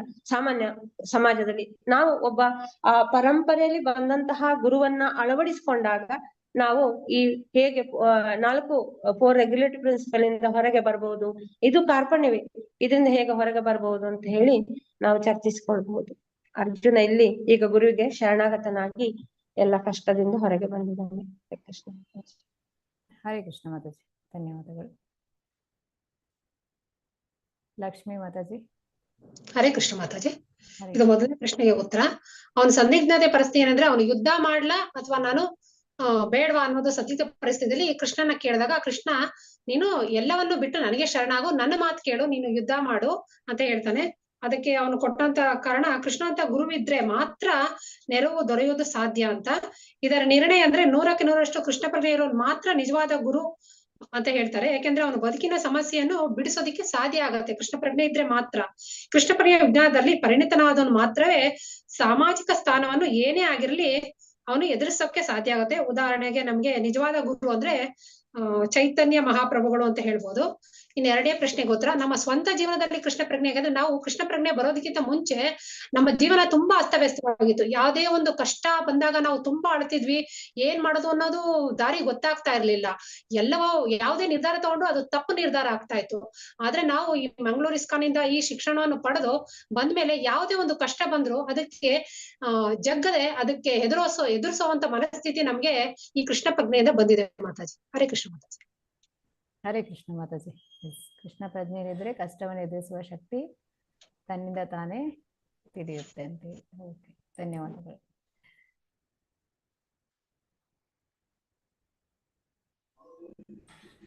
ಉಷಾ ಮಾತಾಜಿ. ಹರೇ ಕೃಷ್ಣ ಮಾತಾಜಿ. ಹರೇ ಕೃಷ್ಣ ಮಾತಾಜಿ. ನಂದು ಮೊದಲ ಪ್ರಶ್ನೆ, ನಾನು ಕವಿತಾ ಮಾತಾಜಿ ಈ ಅಂಶವನ್ನು ನಿಮ್ಮ ಸ್ವಂತ ಕೃಷ್ಣ ಪ್ರಜ್ಞೆ ಅಭ್ಯಾಸದಲ್ಲಿ ಹೇಗೆ ಸಂಬಂಧಿತವಾಗಿದೆ ಚರ್ಚಿಸಿ ಅನ್ನೋ ಒಂದು ಕ್ವಶನ್ ನಾನು ಉತ್ತರ ಹೇಳ್ತೀನಿ ಮಾತಾಜಿ. ಅದೇ ನಾವು ಇಲ್ಲಿ ಗುರುವು ತುಂಬಾ ಪ್ರಾಮುಖ್ಯತೆಯನ್ನ ಪಡೀತಾರೆ. ಮತ್ತೆ ಇನ್ನೊಂದು, ನಾವು ಕೃಷ್ಣ ಪ್ರಜ್ಞೆಗೆ ಬರೋಕ್ಕೂ ಮುಂಚೆ ನಮ್ಗೆ ಕೃಷ್ಣನೇ ಎಲ್ಲದಕ್ಕೂ ಮೂಲ ಕಾರಣ ಅನ್ನೋದು ನಮಗ್ ಗೊತ್ತಿರ್ಲಿಲ್ಲ. ಮತ್ತೆ ಗುರುವಿನ ಪ್ರಾಮುಖ್ಯತೆಯೂ ನಮಗ್ ಗೊತ್ತಿರ್ಲಿಲ್ಲ. ಹಾಗಾಗಿ ಗುರುವಿನಿಂದ ನಮ್ಮ ಸಮಸ್ಯೆಗಳು ಪರಿಹಾರ ಆಗುತ್ತೆ ಅನ್ನೋದು ಗೊತ್ತಿರ್ಲಿಲ್ಲ. ನಾವು ಕೃಷ್ಣ ಪ್ರಜ್ಞೆಗೆ ಬಂದ ಮೇಲೆ ಇದೆಲ್ಲ ತಿಳಿತು. ಹಾಗಾಗಿ ಈಗ ಹೇಗೆ ಅರ್ಜುನ ಶರಣಾಗತಿ ಆಗಿದ್ದಾನೆ, ನನಗೆ ಶರಣಾಗತಿ ಆದ ಆತ್ಮ ಮತ್ತು ಶಿಷ್ಯ ಅಂತ ಕೃಷ್ಣನಲ್ಲಿ ಕೇಳ್ಕೊತಾ ಇದ್ದಾನೆ, ಹಾಗೆ ನಾವು ಗುರುವಿನಲ್ಲಿ ಶರಣಾಗತಿಯನ್ನ ಹೊಂದ್ರೆ ನಮ್ಮ ಸಮಸ್ಯೆಗಳಿಗೆ ಪರಿಹಾರ ಸಿಗುತ್ತೆ ಅಂತ ಹೇಳ್ತೀನಿ ಮಾತಾಜಿ. ಹರೇ ಕೃಷ್ಣ. ಹರೇ ಕೃಷ್ಣ. ಶೋಭಾ ಮಾತಾಜಿ. ಹರೇ ಕೃಷ್ಣ ಮಾತಾಜಿ. ನಮ್ದು ರೂಮ್ ನಂಬರ್ 4, ನಮ್ ಟೀಮ್ ಇಂದ ಮಥುರಾ ಮಾತಾ ದೇವಕಿ ದಾಸಿ ಮಾತಾಜಿ ಅವರು ಹೇಳ್ತಾರೆ ಮಾತಾಜಿ. ಅವ್ರು ನಮ್ ಟೀಮ್ ಅಲ್ಲಿ ಇದ್ರು, ಅವ್ರನ್ನ ಅನ್ಮ್ಯೂಟ್ ಮಾಡಿರ್ಲಿಲ್ವಲ್ಲ, ಅದಕ್ಕೆ ನಾನು ಮಾಡಿದೆ. ಅಲ್ಲ, ಅನ್ಮ್ಯೂಟ್ ಮಾಡಿದ್ರು, ಅವ್ರು ಮಾಡ್ಲಿಲ್ಲ, ಮತ್ತೆ ಮಾಡಿದ್ರು ಅನ್ಸುತ್ತೆ, ಮತ್ತೆ ಮ್ಯೂಟ್ ಆದ್ರು. ಓಕೆ, ಹರೇ ಕೃಷ್ಣ ಮಾತಾಜಿ. ಅವ್ರು ಹೇಳ್ತಾರೆ ಮಾತಾಜಿ. ಆಕ್ಚುಲಿ ಅವರು ಬ್ರೇಕ್ಔಟ್ ರೂಮ್ಸ್ ಹೋಗಿದೆ ಲಾಸ್ಟಿಗೆ ಅನ್ಸುತ್ತೆ, ನೋಡ್ತಾ ಇದ್ದೆ ನಾನು. ಓಕೆ, ಎಸ್ ಮಥುರಾ ಮಾತಾಜಿ. ಹರೇ ಕೃಷ್ಣ ಮಾತಾಜಿ. ಈಗ ಮಾಡ್ಕೊಳ್ಳಿ ಮಾತಾಜಿ. ಹರೇ ಕೃಷ್ಣ ಮಾತಾಜಿ. ಹರೇ ಕೃಷ್ಣ. ನಾನು ಈ ಅರ್ಜುನನಿಗೆ ಹೇಗೆ ತನ್ನ ಸಂಬಂಧದ ಮೇಲೆ ಪ್ರೀತಿ ಇದೆ, ಹಾಗೆ ನಮಗೂ ಇದೆ ಸಂಬಂಧ ಮೇಲೆ. ನಾವ್ ಎಣಿಸ್ತೇವೆ, ನನ್ ಮಕ್ಕಳು ನೋಡ್ತಾರೆ, ನನ್ನ ಗಂಡ ನೋಡ್ತಾನೆ, ನನ್ಗೆ ಅವ್ರು ನೋಡ್ಕೊಳ್ತಾರೆ, ಅವ್ರು ಕಾಪಾಡ್ತಾರೆ ಅನ್ನೋದು ಮಿಥ್ಯಾ ಅಹಂಕಾರನೋ, ಮಿಥ್ಯಾ ಶಂಕೆನೋ, ಮಿಥ್ಯಾ ನಂಬಿಕೆನೋ ಇದೆಲ್ಲ ಇರ್ತದೆ. ಆಗ ಯಾವಾಗ ಆಗುದಿಲ್ಲ, ತುಂಬಾ ದುಃಖ ಆಗ್ತದೆ, ಅವರ ಮೇಲೆ ಕೋಪ ಬರ್ತದೆ, ಹೀಗೆ ಬೈತೇವೆ, ಏನ್ ಮಾಡ್ತೇವೆ. ನಿಜವಾಗಿ ಈ ಸಮಸ್ಯೆಗಳಿಗೆ ಪರಿಹಾರ ನಾವು ಗುರುವಿನ ಹತ್ರ ಮಾತಾಡ್ಲಿಕ್ಕಾಗಿ ಸದ್ಯಕ್ಕೆ ನಮ್ಗೆ ಇರೋದು ಹ್ಯಾಂಡಿ ಆಗಿರೋದು ಭಗವದ್ಗೀತೆನೆ, ಆ ಕೃಷ್ಣನೇ. ಆ ಕೃಷ್ಣನ ಹತ್ರ ಬೇಡ್ಕೊಂಡಾಗ ಭಗವಂತ ಯಾವುದೋ ಒಂದು ನಿರ್ಣಯವನ್ನು ಮಾಡ್ತಾನೆ. ಮೊದ್ಲಿಗೆ ನಮ್ಗೆ ಅದು ಗೊತ್ತಾಗುದಿಲ್ಲ, ನಂತರ ಗೊತ್ತಾಗ್ತದೆ, ಇದು ಭಗವಂತ ನಮ್ ಫ್ಯೂಚರ್ ಅನ್ನು ಪ್ಲಾನ್ ಮಾಡಿ ಪ್ರೆಸೆಂಟ್ ಲೈಫ್ ಕೊಡ್ತಾನಂತೆ. ಆಗ ನಮ್ಗೆ ಗೊತ್ತಾಗ್ತದೆ. ಸಾಧಾರಣವಾಗಿ ಇದರ ಬಗ್ಗೆ ನಮ್ಮ ಸಮಸ್ಯೆಗಳು ಜೀವನದಲ್ಲಿ ಯಾವ ಸಮಸ್ಯೆಗೂ ಗೊಂದಲಕ್ಕೆ ಬಂದ್ರೆ ಹಿರಿಯರ ಹತ್ರ ಕೇಳ್ಬೋದು. ಅದು ಕೇಳ್ಲಿಕ್ಕೆ ಆಗದಿದ್ರೆ ಏನ್ ಮಾಡ್ಬೇಕು, ಗುರುವಿನ ಹತ್ರ ಕೇಳೋದು, ಇದೆಲ್ಲ ಕೆಲವು ಸಲ ಸಾಧ್ಯವಾಗುದಿಲ್ಲ. ನಮ್ಗೆ ಸದ್ಯಕ್ಕೆ ಇರುವುದೇ ಆ ಭಗವಂತ ಬೇಡುವುದು ಮತ್ತೆ ಭಗವದ್ಗೀತೆಯೇ ಪುಸ್ತಕ ಅಂತ ನಾನು ಹೇಳ್ತೇನೆ. ಹರೇ ಕೃಷ್ಣ, ಧನ್ಯವಾದ. ಸೊ ಎಲ್ಲರೂ ಕೂಡ ಹೇಳಿದ್ರೆ ಆಯ್ತು ಅಂದ್ಕೊಳ್ತೇನೆ. ಎಲ್ಲರೂ ಕೂಡ ತುಂಬಾ ಚೆನ್ನಾಗಿ ಹೇಳಿದ್ದೀರಾ. ಇಲ್ಲಿ ಮೊದಲಿಗೆ ನಮಗೆ ಸಮಸ್ಯೆ ಇದೆ ಅಂತ ನಮಗೆ ತಿಳಿಬೇಕು. ಆಗ ಅರ್ಧದಷ್ಟು ಒಂದು ಪರಿಹಾರ ಸಿಗುತ್ತೆ ನಮ್ಮ ಸಮಸ್ಯೆಗೆ. ಸೊ ಯಾವಾಗ ವ್ಯಕ್ತಿ ಆಧ್ಯಾತ್ಮಿಕ ಜ್ಞಾನವನ್ನು ಪಡೆಯೋದಕ್ಕೆ ಸಿದ್ಧನಾಗ್ತಾನೆ, ಅವಾಗ ಭಗವಂತನೇ ಅವನನ್ನು ಗುರುವಿನ ಬಳಿಗೆ ಕರೆದುಕೊಂಡು ಹೋಗ್ತಾನೆ. ನಂತರ ಗುರು ಏನ್ ಮಾಡ್ತಾರೆ, ಗುರುಗಳೇ ನಮ್ಮನ್ನು ಭಗವಂತನ ಹತ್ತಿರ ಕರೆದುಕೊಂಡು ಹೋಗುವಂಥದ್ದು. ಸೊ ಹಾಗಾಗಿ ನಾವು ಯಾವಾಗ ಆಧ್ಯಾತ್ಮಿಕ ಅಂದ್ರೆ ಈ ಜೀವನವನ್ನು ಮಾಡ್ಬೇಕು ಅಂತ ನಿರ್ಧಾರ ಮಾಡ್ತೀವಿ, ಆಗ ಭಗವಂತ ಕೂಡ ನಮಗೆ ಯೋಜನೆಯನ್ನು ಮಾಡ್ತಾನೆ. ಯೇ ಯಥಾ ಮಾಂ ಪ್ರಪದ್ಯಂತೆ ತಾಂಸ್ತತೈವ ಭಜಾಮ್ಯಹಂ. ಹೇಗೆ ಯಾವ ರೀತಿಯಲ್ಲಿ ನಾವು ಭಗವಂತನಿಗೆ ಶರಣಾಗತ ಮಾಡ್ತೇವೆ, ಅಂದ್ರೆ ಶರಣಾಗ್ತೇವೆ, ಎಷ್ಟು ಪರ್ಸೆಂಟೇಜ್ ಇರುತ್ತೆ ನಮ್ಮ ಶರಣಾಗತಿ, ಅಷ್ಟು ಭಗವಂತ ನಮಗೆ ಅನುಗ್ರಹಿಸ್ತಾನೆ. ಹಾಗಾಗಿ ಅರ್ಜುನನಿಗೆ ಭಗವಂತ ಅವನ ಮುಂದೆ ಇದ್ದ ಅಲ್ವಾ. ನಮಗೆ ಭಗವಂತ ಕೃಷ್ಣನ ದರ್ಶನ ಎಲ್ಲಿ ಹೇಗಾಗುತ್ತೆ ಅಂತ ಕೇಳಬಾರ್ದು ನಾವು. ಯಾಕಂತ ಹೇಳಿದ್ರೆ ಭಗವಂತ ಎಲ್ಲವನ್ನು ಕೂಡ ವ್ಯವಸ್ಥೆಯನ್ನು ಮಾಡಿದ್ದಾನೆ, ಎಲ್ಲವೂ ಕೂಡ ಹೇಗೆ ಎಲ್ಲ ಆಗ್ಬೇಕು ಅಂತ ಹೇಳಿ. ಯಾಕಂತ ಹೇಳಿದ್ರೆ ಈ ಭಗವದ್ಗೀತೆ ಅಂತ ಹೇಳುವಂಥದ್ದು ಅರ್ಜುನ ಒಬ್ಬನಿಗೆ ಹೇಳಿದಂತಲ್ಲ, ಇದು ಸಮಸ್ತ ಮನುಕುಲಕ್ಕೆ ಕೊಟ್ಟಿರುವಂಥದ್ದು. ಎಲ್ಲಾ ವಿಚಾರಗಳು, ಎಲ್ಲಾ ಉಪಯೋಗ ಆಗುವಂತ ವಿಚಾರಗಳು ಈ ಒಂದು ಭಗವದ್ಗೀತೆಯಲ್ಲಿ ತಿಳಿಸಿದ್ದಾರೆ. ಹಾಗಾಗಿ ನಮಗೆ ಪ್ರಭುಪಾದರು ಭಗವದ್ಗೀತೆ ಆಸ್ ಇಟ್ ಈಸ್ ಯಥಾರೂಪ ಅಂತ ನೀಡಿದ್ದಾರೆ. ನಾವು ನಮ್ಮ ಜೀವನದಲ್ಲಿ ಯಾವುದೇ ಸಮಸ್ಯೆ ಬಂದರೂ ಕೂಡ ಈ ಭಗವದ್ಗೀತೆಯನ್ನು ಓದುವುದರ ಮೂಲಕ ನಮಗೆ ಅದರಲ್ಲಿ ನಮ್ಮ ಸಮಸ್ಯೆಗೆ ಪರಿಹಾರ ಸಿಗ್ತದೆ. ಹೇಗೆ ಅಂತ ಹೇಳಿದ್ರೆ, ಈಗ ನೀವು ನೋಡ್ಬೋದು ಶಾಲೆಯಲ್ಲಿ ಮಕ್ಕಳು ಡಿಕ್ಷನರಿ ಯೂಸ್ ಮಾಡ್ತಾರೆ ಅಲ್ವಾ. ಆ ಡಿಕ್ಷನರಿಯಲ್ಲಿ ಎಲ್ಲಾ ಪದಗಳಿಗೆ ಅವರಿಗೆ ಅರ್ಥವನ್ನು ಕಂಡುಕೊಳ್ತಾರೆ. ಅದೇ ತರ ನಮ್ಮ ಜೀವನದಲ್ಲಿ ಬರುವ ಸಮಸ್ಯೆಗಳಿಗೆ ನಮಗೆ ಭಗವದ್ಗೀತೆಯನ್ನು ಅಧ್ಯಯನ ಮಾಡುವುದರ ಮೂಲಕ, ಪ್ರಭುಪಾದರ ಭಾವಾರ್ಥವನ್ನು ಓದುವುದರ ಮೂಲಕ ನಮಗೆ ಅಲ್ಲಿ ಪ್ರಭುಪಾದರು ಹೇಳ್ತಾರೆ ಏನಂತೇಳಿ, I am living in my books ಅಂತ ಹೇಳ್ತಾರೆ. ಸೊ ನಾನು ಪುಸ್ತಕದಲ್ಲಿ ಇದ್ದೇನೆ ಅಂತೇಳಿ ಆ ಪ್ರಭುಪಾದರು ನಮಗೆ ಅಲ್ಲಿ ಗೈಡ್ ಮಾಡ್ತಾರೆ, ನಮಗೆ ನಮ್ಮ ಜೀವನದಲ್ಲಿ ಯಾವ ರೀತಿಯಾಗಿ ಸಮಸ್ಯೆಯನ್ನು ಎದುರಿಸ್ಬೇಕು ಅಂತ ಹೇಳಿ. ಹರೇ ಕೃಷ್ಣ. ಇನ್ನು ಮುಂದೆ ಓದುವವರು ಹ್ಯಾಂಡ್ ರೈಸ್ ಮಾಡ್ಬೋದು.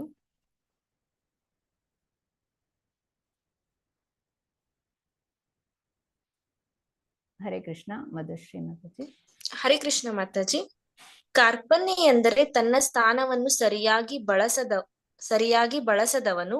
ಒಬ್ಬ ವ್ಯಕ್ತಿ ತುಂಬಾ ಶ್ರೀಮಂತ ಆದರೆ ಅವನು ತನ್ನ ಹಣವನ್ನು ಬಳಸುವುದಿಲ್ಲ, ಹಣವನ್ನು ನೋಡುತ್ತಾನೆ. ಅವನನ್ನು ಕೃಪಣ ಎಂದು ಕರೆಯಲಾಗುತ್ತದೆ. ಹಾಗೆಯೇ ಅರ್ಜುನನು ಶಕ್ತಿಶಾಲಿ. ಹರೇ ಕೃಷ್ಣ ಮಾತಾಜಿ. ಹರೇ ಕೃಷ್ಣ. ನಿಮಿಷ.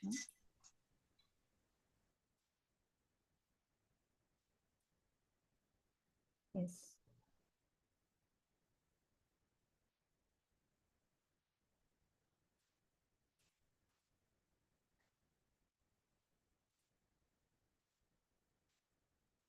ಕಂಟಿನ್ಯೂ ಮಾಡ್ತೀರಾ? ಹಾ, ಎಸ್ ಮಾತಾಜಿ. ಹಾಗೆಯೇ ಅರ್ಜುನನು ಶಕ್ತಿಶಾಲಿ, ಅವನು ಯುದ್ಧ ಮಾಡಬಲ್ಲ, ಅವನು ಕ್ಷತ್ರಿಯ, ಆದರೆ ಅವನು ತನ್ನ ಸಾಮರ್ಥ್ಯವನ್ನು ನಿರಾಕರಿಸುತ್ತಿದ್ದಾನೆ. ಹರೇ ಕೃಷ್ಣ ಮಾತಾಜಿ. ಧನ್ಯವಾದಗಳು. ಧನ್ಯವಾದಗಳು ಮಾತಾಜಿ. ಹರೇ ಕೃಷ್ಣ. ಸೊ ಇಲ್ಲಿ ಕೃಪಣ ಅನ್ನುವಂತ ಪದದ ಅರ್ಥವನ್ನು ಇಲ್ಲಿ ಹೇಳಿದ್ದಾರೆ.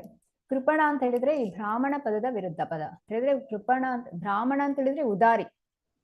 ಕೃಪಣ ಅಂತ ಹೇಳಿದ್ರೆ ಅವನು ತನಗಾಗಿ ಕೂಡ ಉಪಯೋಗಿಸೋದಿಲ್ಲ, ಇನ್ನೊಬ್ಬರಿಗಾಗಿ ಕೂಡ ಅದನ್ನ ಉಪಯೋಗ ಮಾಡ್ಲಿಕ್ಕೆ ಕೊಡೋದಿಲ್ಲ ಅಂತ ಹೇಳಿ. ಹಾಗೆ ಈಗ ವಸ್ತು ಇರ್ಬೋದು, ಹಣ ಇರ್ಬೋದು, ಸಂಪತ್ತು ಇರ್ಬೋದು, ಎಲ್ಲವನ್ನು ಕೂಡ ಅದು ಒಂದು ಉತ್ತಮ ಕಾರ್ಯಕ್ಕಾಗಿ ಅವನು ಉಪಯೋಗಿಸೋದಿಲ್ಲ, ಬೇರೆಯವರಿಗೆ ಕೂಡ ಉಪಯೋಗಿಸೋದಕ್ಕೆ ಕೊಡೋದಿಲ್ಲ. ಅಂತ ವ್ಯಕ್ತಿಯನ್ನು ಇಲ್ಲಿ ಕೃಪಣ ಅಂತ ಹೇಳುವಂಥದ್ದು. ಸೊ ಅರ್ಜುನ ಒಬ್ಬ ಕ್ಷತ್ರಿಯ, ಅವನಲ್ಲಿ ಶಕ್ತಿ ಇದೆ, ಧರ್ಮ ಸ್ಥಾಪನೆ ಮಾಡುವಂತ ಒಂದು ಅರ್ಹತೆ ಇದೆ ಅವನಿಗೆ. ಅವನೇನ್ ಮಾಡ್ತಾ ಇದ್ದಾನೆ, ತನಗಾಗಿ ಉಪಯೋಗಿಸ್ತಾ ಇಲ್ಲ, ಅವನು ಮತ್ತೆ ಇತರರಿಗೆ ಕೂಡ ಅದನ್ನು ಉಪಯೋಗಿಸ್ತಾ ಇಲ್ಲ ಅಂತ ಹೇಳಿ. ಹಾಗೆ ಇತರರ ಒಳಿತಿಗಾಗಿ ಕೂಡ ಉಪಯೋಗಿಸ್ತಾ ಇಲ್ಲ. ಅದರಿಂದ ಅರ್ಜುನ ತನ್ನನ್ನು ತಾನು ಕೃಪಣ ಅಂತ ಹೇಳ್ತಿದ್ದಾನೆ. ಈ ಕೃಪಣತೆಯ ದೋಷ ನನ್ನನ್ನು ಆವರಿಸಿದೆ ಹೇಳಿ ಅರ್ಜುನ ಕೃಷ್ಣನಲ್ಲಿ ಹೇಳುವಂಥದ್ದು. ಹೀಗೆ ಅರ್ಜುನನಿಗೆ ತನ್ನ ಸಮಸ್ಯೆ ಏನು ಅಂತ ಗೊತ್ತಾಗಿದೆ, ಅದು ಕೃಷ್ಣನಲ್ಲಿ ಅವನು ಹೇಳಿದ್ದಾನೆ. ಈಗ ಅಂದ್ರೆ ತನ್ನಲ್ಲಿ ಶಕ್ತಿ ಇದೆ, ಆದ್ರೂ ಅದನ್ನು ನಾನು ಉಪಯೋಗಿಸ್ತಿಲ್ಲ.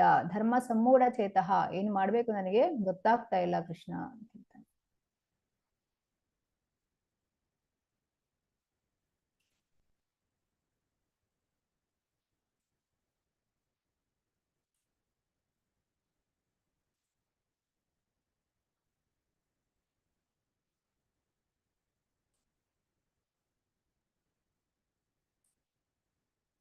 ಹರೇ ಕೃಷ್ಣ. ಶೋಭಾ ಮಾತಾಜಿ.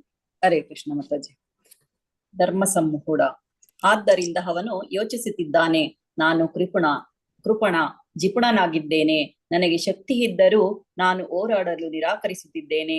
ನನ್ನ ಬಳಿ ಹಣವಿದ್ದರೂ ನಾನು ಖರ್ಚು ಮಾಡುವುದಿಲ್ಲ. ಇವುಗಳನ್ನು ಕೃಪಣ ಎನ್ನುತ್ತಾರೆ. ಆದ್ದರಿಂದ ಕಾರ್ಪಣ್ಯ ದೋಷೋಪಹತ ಹೀಗ ನಾನು ಕಾರ್ಪಣ್ಯ ದೋಷ ಎಂಬ ಸೋಂಕಿಗೆ ಒಳಗಾಗಿದ್ದೇನೆ. ಭಗವದ್ಗೀತಾ 2.1.11. ಹರೇ ಹರೇ ಧನ್ಯವಾದ. ಧನ್ಯವಾದ. ಹಾಗೆ ಇಲ್ಲಿ ಅರ್ಜುನ ಯೋಚನೆ ಮಾಡ್ತಾ ಇರುವಂತದ್ದು, ನಾನು ಕಾರ್ಪಣ್ಯ ದೋಷಕ್ಕೆ ಒಳಗಾಗುತ್ತೇನೆ ಅಂತ ಹೇಳಿ.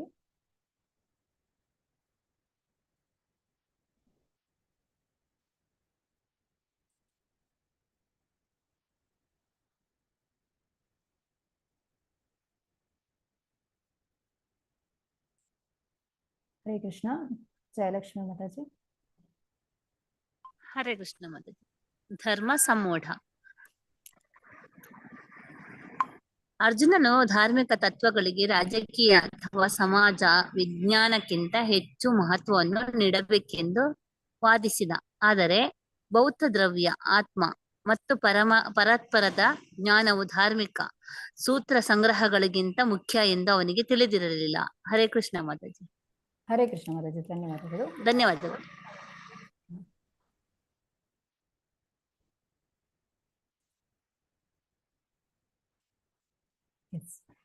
ಇಲ್ಲಿ ಅರ್ಜುನ ಹೇಳುವಂಥದ್ದು, ಈ ಧರ್ಮವನ್ನು ಆಚರಣೆ ಮಾಡೋದು ಇದು ರಾಜಕೀಯ ಅಥವಾ ಸಾಮಾಜಿಕ ವಿಚಾರಗಳಿಗಿಂತ ಹೆಚ್ಚು ಮುಖ್ಯ ಅಂತ ಹೇಳಿ ಹೇಳ್ತಾ ಇದ್ದಾನೆ.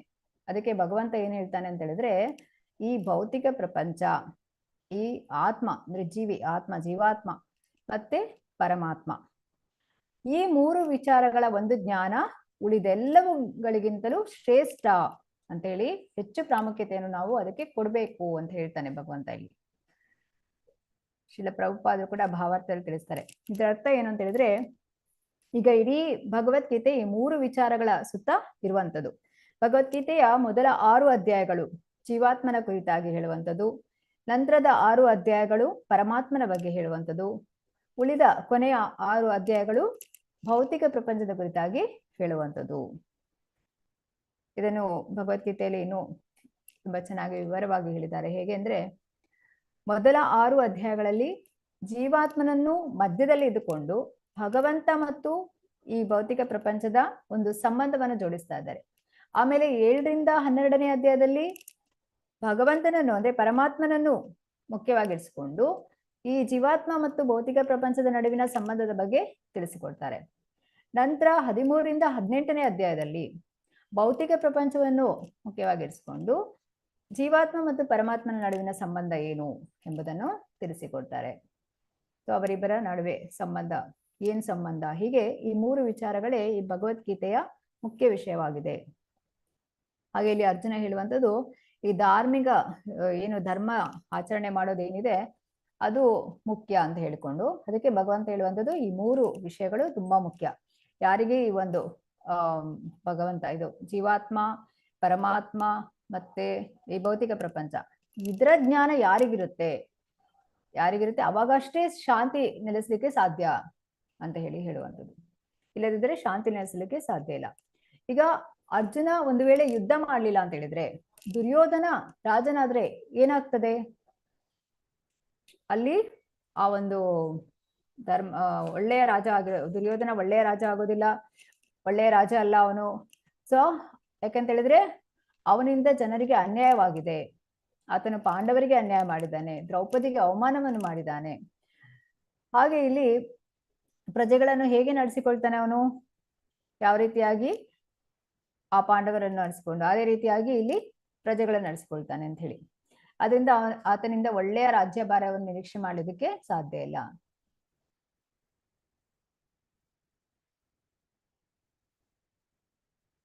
ಇದು ಈಗ ಅಸೈನ್ಮೆಂಟ್ ಬಗ್ಗೆ. ಆಕ್ಚುಲಿ ನಿಮಗೆ ಅಸೈನ್ಮೆಂಟ್ 3ನೇ ಅಧ್ಯಾಯ ಆದ ಮೇಲೆ, ಒಂದು 4ನೇ ಅಧ್ಯಾಯ ಆದ್ಮೇಲೆ ನಾವು ಗ್ರೂಪ್ ಅಲ್ಲಿ ಶೇರ್ ಮಾಡ್ತೇವೆ.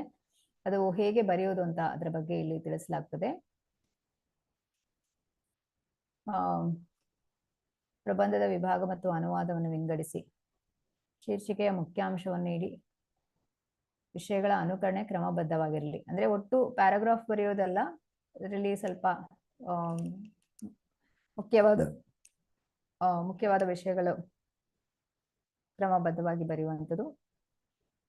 ಮತ್ತೆ ಪ್ರಶ್ನೆಗಳಿಗೆ ಉತ್ತರಿಸಲು ಮುಖ್ಯವಾದ ಮತ್ತು ಸಂಕ್ಷಿಪ್ತ ಪ್ರತಿಕ್ರಿಯೆಯನ್ನು ಅಂದ್ರೆ ಹೆಚ್ಚುವರಿ ಅಪ್ರಸ್ತುತ ತಾತ್ವಿಕ ಮಾಹಿತಿಯನ್ನು ತಪ್ಪಿಸಿ ಅಂತ ಹೇಳಿದ್ರೆ ಭಗವದ್ಗೀತೆ ಪುಸ್ತಕದಲ್ಲಿ ಪ್ರಭುಪಾದರು ಏನ್ ತಿಳಿಸಿದ್ದಾರೆ ಅದನ್ನಷ್ಟೇ ಬರಿಬೇಕು. ಹೊರಗಿನ ವಿಷಯಗಳನ್ನು ಯಾವುದು ಕೂಡ ತಂದು ಇಲ್ಲಿ ಬರೀಲಿಕ್ಕಿಲ್ಲ. ಪದ ಬಳಕೆಯ ಮಿತಿಯನ್ನು ಮೀರಬಾರದು.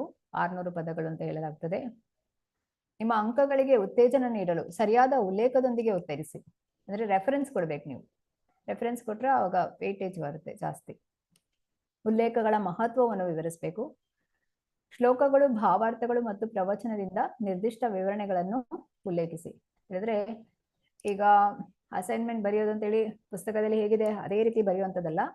ಅದನ್ನು ಓದ್ಕೊಂಡು ಅರ್ಥ ಮಾಡಿಕೊಂಡು ಅದಕ್ಕೆ ರೆಫರೆನ್ಸ್ ಕೊಟ್ಕೊಂಡು ಅದನ್ನ ನಮ್ಮದೇ ಅಂದ್ರೆ ವಾಕ್ಯದಲ್ಲಿ ಬರೆಯುವಂಥದ್ದು. ಆದ್ರೆ ಪುಸ್ತಕದಲ್ಲಿ ಏನಿದೆ ಅದಕ್ಕೆ ಸಂಬಂಧಪಟ್ಟ ಹಾಗೆ ಬರಿಬೇಕು. ಹೊರಗಿನ ಯಾವುದೇ ಉದಾಹರಣೆಯನ್ನು ಕೊಡ್ಲಿಕ್ಕಿಲ್ಲ. ಇಂದಿನ ತರಗತಿಯಲ್ಲಿ ನಾವು ಏನೆಲ್ಲ ತಿಳಿದ್ವಿ ಅಂತ ನೋಡೋದಾದ್ರೆ, ಮೊದಲನೇದಾಗಿ ವರ್ಣಾಶ್ರಮ ಧರ್ಮ ಅಂತ ಹೇಳಿದ್ರೆ ಏನು ಅಂತ ನೋಡಿದ್ವಿ. ವರ್ಣಾಶ್ರಮ ಧರ್ಮದ ವ್ಯಾಖ್ಯಾನ ಮತ್ತು ಅದರ ವಿವರಣೆ, ಹೇಗೆ ಬೇರೆ ಬೇರೆ ಗುಣಗಳಿಗೆ ಅನುಗುಣವಾಗಿ ವರ್ಣ ಮತ್ತು ಆಶ್ರಮಗಳು ಇರ್ತವೆ ಅನ್ನೋದನ್ನು ನೋಡಿದ್ವಿ.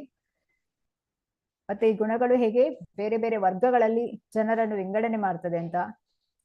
ನಂತರ ವರ್ಣ ಮತ್ತು ಆಶ್ರಮವನ್ನು ವ್ಯಕ್ತಿ ಸ್ವೀಕಾರ ಮಾಡಿದ ನಂತರ ಅವನು ಯಾವೆಲ್ಲ ಚಟುವಟಿಕೆಗಳನ್ನು ಮಾಡಬೇಕು, ಯಾವೆಲ್ಲ ಕರ್ತವ್ಯಗಳನ್ನು ಮಾಡಬೇಕು ಅಂತ ಹೇಳಿ ಕರ್ತವ್ಯಗಳನ್ನ ನಿಭಾಯಿಸ್ಬೇಕು ಅಂತ ಹೇಳಿ ನೋಡಿದ್ವಿ. ವರ್ಣಾಶ್ರಮ ಧರ್ಮವನ್ನು ಪಾಲನೆ ಮಾಡಿದವರಿಗೆ ಏನ್ ಫಲಿತಾಂಶ ದೊರೆಯುತ್ತದೆ ಅನ್ನೋದನ್ನು ಕೂಡ ನಾವು ನೋಡಿದ್ವಿ. ಇದೆಲ್ಲವೂ ಕೂಡ ತಿಳುವಳಿಕೆ ಅಂತ ಹೇಳಿದ್ರೆ ಜ್ಞಾನಕ್ಕೆ ಸಂಬಂಧಪಟ್ಟಿರುವಂಥದ್ದು. ಇಲ್ಲಿ ನಾವು ಪ್ರತಿಯೊಂದು ತರಗತಿಯಲ್ಲಿ 3 ವಿಚಾರಗಳನ್ನು ಕಲಿತೇವೆ. ಒಂದು ಜ್ಞಾನಕ್ಕೆ ಸಂಬಂಧಪಟ್ಟಿರುವಂಥದ್ದು ಅಂತ ಹೇಳಿದ್ರೆ ಅದರಲ್ಲಿ ತಿಳುವಳಿಕೆ ಕುರಿತಾಗಿ ಅರ್ಥ ಮಾಡಿಕೊಳ್ತೇವೆ. ಇನ್ನು ಕೌಶಲ್ಯತೆ, ನಮ್ಮ ಜೀವನದಲ್ಲಿ ನಾವು ಹೇಗೆ ಅಳವಡಿಸಿಕೊಳ್ತೇವೆ ಅಂತ ಹೇಳಿ. ಮತ್ತೆ ಮೌಲ್ಯಗಳು, ಇದರ ಕುರಿತಾಗಿ ನಾವು ತಿಳಿದಿದ್ದೇವೆ. ನಂತರ ಅರ್ಜುನನ ಕಾರಣಗಳು, ಯಾಕೆ ಯುದ್ಧವನ್ನು ಮಾಡೋದಿಲ್ಲ ಅಂತ ಹೇಳಿ ವರ್ಣಾಶ್ರಮ ಧರ್ಮಕ್ಕೆ ಸಂಬಂಧಿಸಿದಂತೆ ಉತ್ತರವನ್ನು ಕಂಡುಕೊಂಡಿದ್ದೇವೆ. ಮೊದಲಿಗೆ ಅಂಡರ್ಸ್ಟ್ಯಾಂಡಿಂಗ್ ಅಂದ್ರೆ ತಿಳುವಳಿಕೆ ಆಯ್ತು. ಈಗ ಇಲ್ಲಿ ಟೀಚಿಂಗ್ ಅಪ್ಲಿಕೇಶನ್ ಅಂದ್ರೆ ನಾವು ಬೋಧನೆ ಮಾಡುವಾಗ ಇದನ್ನು ಹೇಗೆ ಅನ್ವಯಿಸ್ತೇವೆ ಅಂತೇಳಿ. ಹುಟ್ಟಿನಿಂದ ನಿರ್ಧರಿಸಲ್ಪಟ್ಟ ವರ್ಣದ ವಿಷಯವನ್ನು ಸೋಲಿಸಲು ವಾದಗಳನ್ನು ಪ್ರಸ್ತುತಪಡಿಸಲಾಯಿತು. ವೈಯಕ್ತಿಕ ಪ್ರಸ್ತುತತೆ, ಈಗ ನೀವು ಗುಂಪು ಚಟುವಟಿಕೆಯಲ್ಲಿ ನೀವು ಅದನ್ನು ಚರ್ಚೆ ಮಾಡಿದ್ರಿ. ನಿಮಗೆ ಸಮಸ್ಯೆ ಬಂದಾಗ ಅದನ್ನು ಹೇಗೆ ನಿವಾರಿಸುತ್ತೀರಿ ಅಂತೇಳಿ. ವೈಯಕ್ತಿಕ ಪ್ರಸ್ತುತತೆ ಅಂದ್ರೆ ಪರ್ಸನಲ್ ಅಪ್ಲಿಕೇಶನ್. 3 ಕೂಡ ಮುಖ್ಯವಾಗಿರ್ತದೆ. ಓದೋರು ಹ್ಯಾಂಡ್ ರೈಸ್ ಮಾಡ್ಬೋದು. ಕೊನೆಯದಾಗಿ ಶ್ರೀಲ ಪ್ರಭುಪಾದರು ಹೇಳ್ತಾರೆ, ಭವ್ಯ ಮಾತಾಜಿ. ಹರೇ ಕೃಷ್ಣ. ಹರೇ ಕೃಷ್ಣ ಮಾತಾಜಿ. ಹರೇ ಕೃಷ್ಣ. ಚಾಣಕ್ಯ ಪಂಡಿತರು ಪೋಷಕರಿಗೂ ಮತ್ತು ಶಿಕ್ಷಕರಿಗೂ ನೀಡಿದ ಸಲಹೆ ಏನೆಂದರೆ, ನೀವು ಯಾವಾಗಲೂ ನಿಮ್ಮ ಮಗ ಮತ್ತು ಶಿಷ್ಯರನ್ನು ಶಿಕ್ಷಿಸಬೇಕು. ಯಾವಾಗಲೂ ಅವರ ತಪ್ಪನ್ನು ಕಂಡು ಹಿಡಿಯಿರಿ, ಕೋಪಗೊಳ್ಳಬೇಡಿ. ಅವರ ತಪ್ಪುಗಳನ್ನು ಕಂಡುಹಿಡಿಯುವುದೇ ಶಿಕ್ಷಕರ ಮತ್ತು ತಂದೆಯ ಕೆಲಸವಾಗಿರುತ್ತದೆ ವಿನಃ ಅವರಲ್ಲಿ ಒಳ್ಳೆಯದನ್ನು ಗುರುತಿಸುವುದಲ್ಲ. ಶಿಷ್ಯನಲ್ಲಿ ಅಥವಾ ಮಗನಲ್ಲಿ ಎಂದಿಗೂ ಉತ್ತಮವಾದದ್ದನ್ನು ಗುರುತಿಸಬೇಡಿ.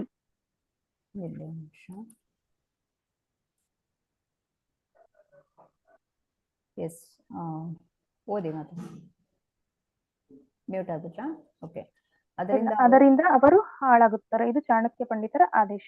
ಧನ್ಯವಾದಗಳು. ಇಲ್ಲಿ ಇನ್ನೊಂದು ನೆಕ್ಸ್ಟ್ ಸ್ಲೈಡ್ ಓದಿ. ಓದಿ. ನಮಗೆ ಸಂಬಂಧಿಸಿದಂತೆ ಇಲ್ಲಿಯವರೆಗೂ ಯಾವಾಗ ನಮ್ಮ ಆಧ್ಯಾತ್ಮಿಕ ಗುರುಗಳು ಶಿಕ್ಷಿಸುತ್ತಾರೋ ನಾವು ಅದನ್ನು ಆಶೀರ್ವಾದವಾಗಿ ತೆಗೆದುಕೊಂಡಿದ್ದೇವೆ. ಅದು ತುಂಬಾ ಒಳ್ಳೆಯದು. ಅವರ ಕೋಪದಿಂದ ಏನೇ ಖಂಡಿಸಿದರೂ, ಅಯೋಗ್ಯ, ದಡ್ಡ, ಮೂರ್ಖ ಏನಾದರೂ ಅವೆಲ್ಲ ಒಳ್ಳೆಯ ಪದಗಳು. ಶ್ರೀಮದ್ ಭಾಗವತಂ 2.9.4 ಜಪಾನ್ ಏಪ್ರಿಲ್ 22, 1972. ಧನ್ಯವಾದಗಳು ಮಾತಾಜಿ. ಹರೇ ಕೃಷ್ಣ. ಧನ್ಯವಾದ ಮಾತಾಜಿ. ಹರೇ ಕೃಷ್ಣ. ಇಲ್ಲಿ ಶ್ರೀಲ ಪ್ರಭುಪಾದರು ಏನು ಹೇಳ್ತಾ ಇದ್ದಾರೆ, ಇದು ಚಾಣಕ್ಯ ಪಂಡಿತರು ಹೇಳುವಂಥದ್ದು. ಈಗ ಪ್ರಭುಪಾದರು ಹೇಳುವಂಥದ್ದು ಇಲ್ಲಿ ಶಿಷ್ಯನನ್ನು ಮತ್ತು ಶಿಷ್ಯನನ್ನು ಮತ್ತೆ ಮಗನನ್ನು ಹೊಗಳಬಾರ್ದು ಅಂತ ಹೇಳುವಂಥದ್ದು. ಈಗ ಅವ್ರು ಎಷ್ಟೇ ಒಳ್ಳೆ ಕೆಲಸ ಮಾಡಿದ್ರು ಕೂಡ ಅದರಲ್ಲಿ ಒಂದು ತಪ್ಪನ್ನು ಹುಡುಕ್ಬೇಕಂತೆ. ತಪ್ಪನ್ನು ಹುಡುಕ್ಬಿಟ್ಟು ಅದನ್ನು ತಿದ್ದಬೇಕು ಅಂತ ಹೇಳಿ. ಅವ್ರನ್ನ ಹೊಗಳಿ ಬಿಟ್ರೆ ಏನಾಗುತ್ತೆ, ಮುಂದೆ ಅವರನ್ನು ಸರಿ ಮಾಡ್ಲಿಕ್ಕೆ ಕಷ್ಟ ಇದೆ ಅಂತ ಹೇಳುವಂಥದ್ದು. ಸರಿಯಾದಂತಹ ದಾರಿಗೆ ಬರ್ಲಿಕ್ಕೆ ಸಾಧ್ಯ ಆಗೋದಿಲ್ಲ. ತಂದೆ ಅಥವಾ ಗುರುವಿನ ಕರ್ತವ್ಯ ಏನಂತ ಹೇಳಿದ್ರೆ ಶಿಷ್ಯರಿಗೆ ಅಥವಾ ಮಗನಿಗೆ ಸರಿಯಾದ ಶಿಕ್ಷಣವನ್ನು ನೀಡುವಂಥದ್ದು. ಅದನ್ನ ಇಲ್ಲಿ ಪ್ರಭುಪಾದರು ಹೇಳ್ತಾರೆ. ಅಂದ್ರೆ ಹೊಗಳಲಿಕ್ಕೆ ಹೋಗ್ಬಾರ್ದು ಅಂತೇಳಿ ಚಾಣಕ್ಯ ಪಂಡಿತರು ಹೇಳುವಂಥದ್ದು. ಅದಕ್ಕೆ ಇಲ್ಲಿ ಶ್ರೀಲ ಪ್ರಭುಪಾದರು ಹೇಳುವಂಥದ್ದು ಏನಂತ ಹೇಳಿದ್ರೆ, ಗುರುಗಳು ತನ್ನ ಶಿಷ್ಯರನ್ನು ನಡೆಸಿಕೊಳ್ಳುವಂಥದ್ದು ಹೇಗೆ, ಅಯೋಗ್ಯ, ದಡ್ಡ, ಮೂರ್ಖ ಅಂತೇಳಿ. ಅಂದ್ರೆ ಅವರು ಬೈದ್ರು ಕೂಡ ಅದನ್ನ ಆಶೀರ್ವಾದ ಅಂತೇಳಿ ಸ್ವೀಕರಿಸ್ಬೇಕು ಅಂತ ಹೇಳಿ ಇಲ್ಲಿ ಶ್ರೀಲ ಪ್ರಭುಪಾದರು ಹೇಳ್ತಾರೆ. ಸರಿಗೆ ಇವತ್ತಿನ ಆ ವಿಚಾರಗಳನ್ನು ನಾವು ತಿಳಿದುಕೊಂಡ್ವಿ. ಈಗ ಇಲ್ಲಿಯವರೆಗೆ ಕೃಷ್ಣ ಮಾತನಾಡಿರೋದಿಲ್ಲ. ಇನ್ನು ಮುಂದಿನ ವಾರದಲ್ಲಿ ಕೃಷ್ಣ ಮಾತನಾಡ್ಲಿಕ್ಕೆ ಶುರು ಮಾಡುವಂಥದ್ದು. ಹೇಗೆ ನಾನು ಯುದ್ಧವನ್ನೇ ಮಾಡೋದಿಲ್ಲ ಅಂತ ಹೇಳಿ ಅರ್ಜುನ ಕುಳಿತು ಬಿಟ್ಟಿದ್ದಾನೆ, ಅವನಿಗೆ ಯುದ್ಧವನ್ನು ಮಾಡುವಂತೆ ಪ್ರೇರೇಪಿಸ್ತಾನೆ ಕೃಷ್ಣ ಅಂತ ನಾವು ನೋಡಲಿದ್ದೇವೆ. ಪಂಚಕಲ್ಪತರೂಪ್ಯಶ್ಚ ಕೃಪಾ ಸಿಂಧುಭ್ಯ ಏವ ಚ ಪತಿತನಾಂ ಪಾವನೇಭ್ಯೋ ವೈಷ್ಣವೇಭ್ಯೋ ನಮೋ ನಮಃ. ಅನಂತ ಕೋಟಿ ವೈಷ್ಣವನಿಗೆ ಜೈ. ನಮ್ಮಾಚಾರ್ಯ ಶ್ರೀ ಠಾಕೂರ್ ಜೈ. ಶ್ರೀಲ ಪ್ರಭುಪಾದ ಕಿ ಜೈ. ಹರೇ ಕೃಷ್ಣ ಕೃಷ್ಣ ಕೃಷ್ಣ ಹರೇ ಹರೇ, ಹರೇ ರಾಮ ರಾಮ ರಾಮ ಹರೇ ಹರೇ. ಹರೇ ಕೃಷ್ಣ. ಇವತ್ತಿನ ತರಗತಿಗೆ ಸಂಬಂಧಪಟ್ಟ ಹಾಗೆ ಪ್ರಶ್ನೆಗಳಿದ್ರೆ ರೈಸ್ ಮಾಡಿ ಕೇಳ್ಬೋದು.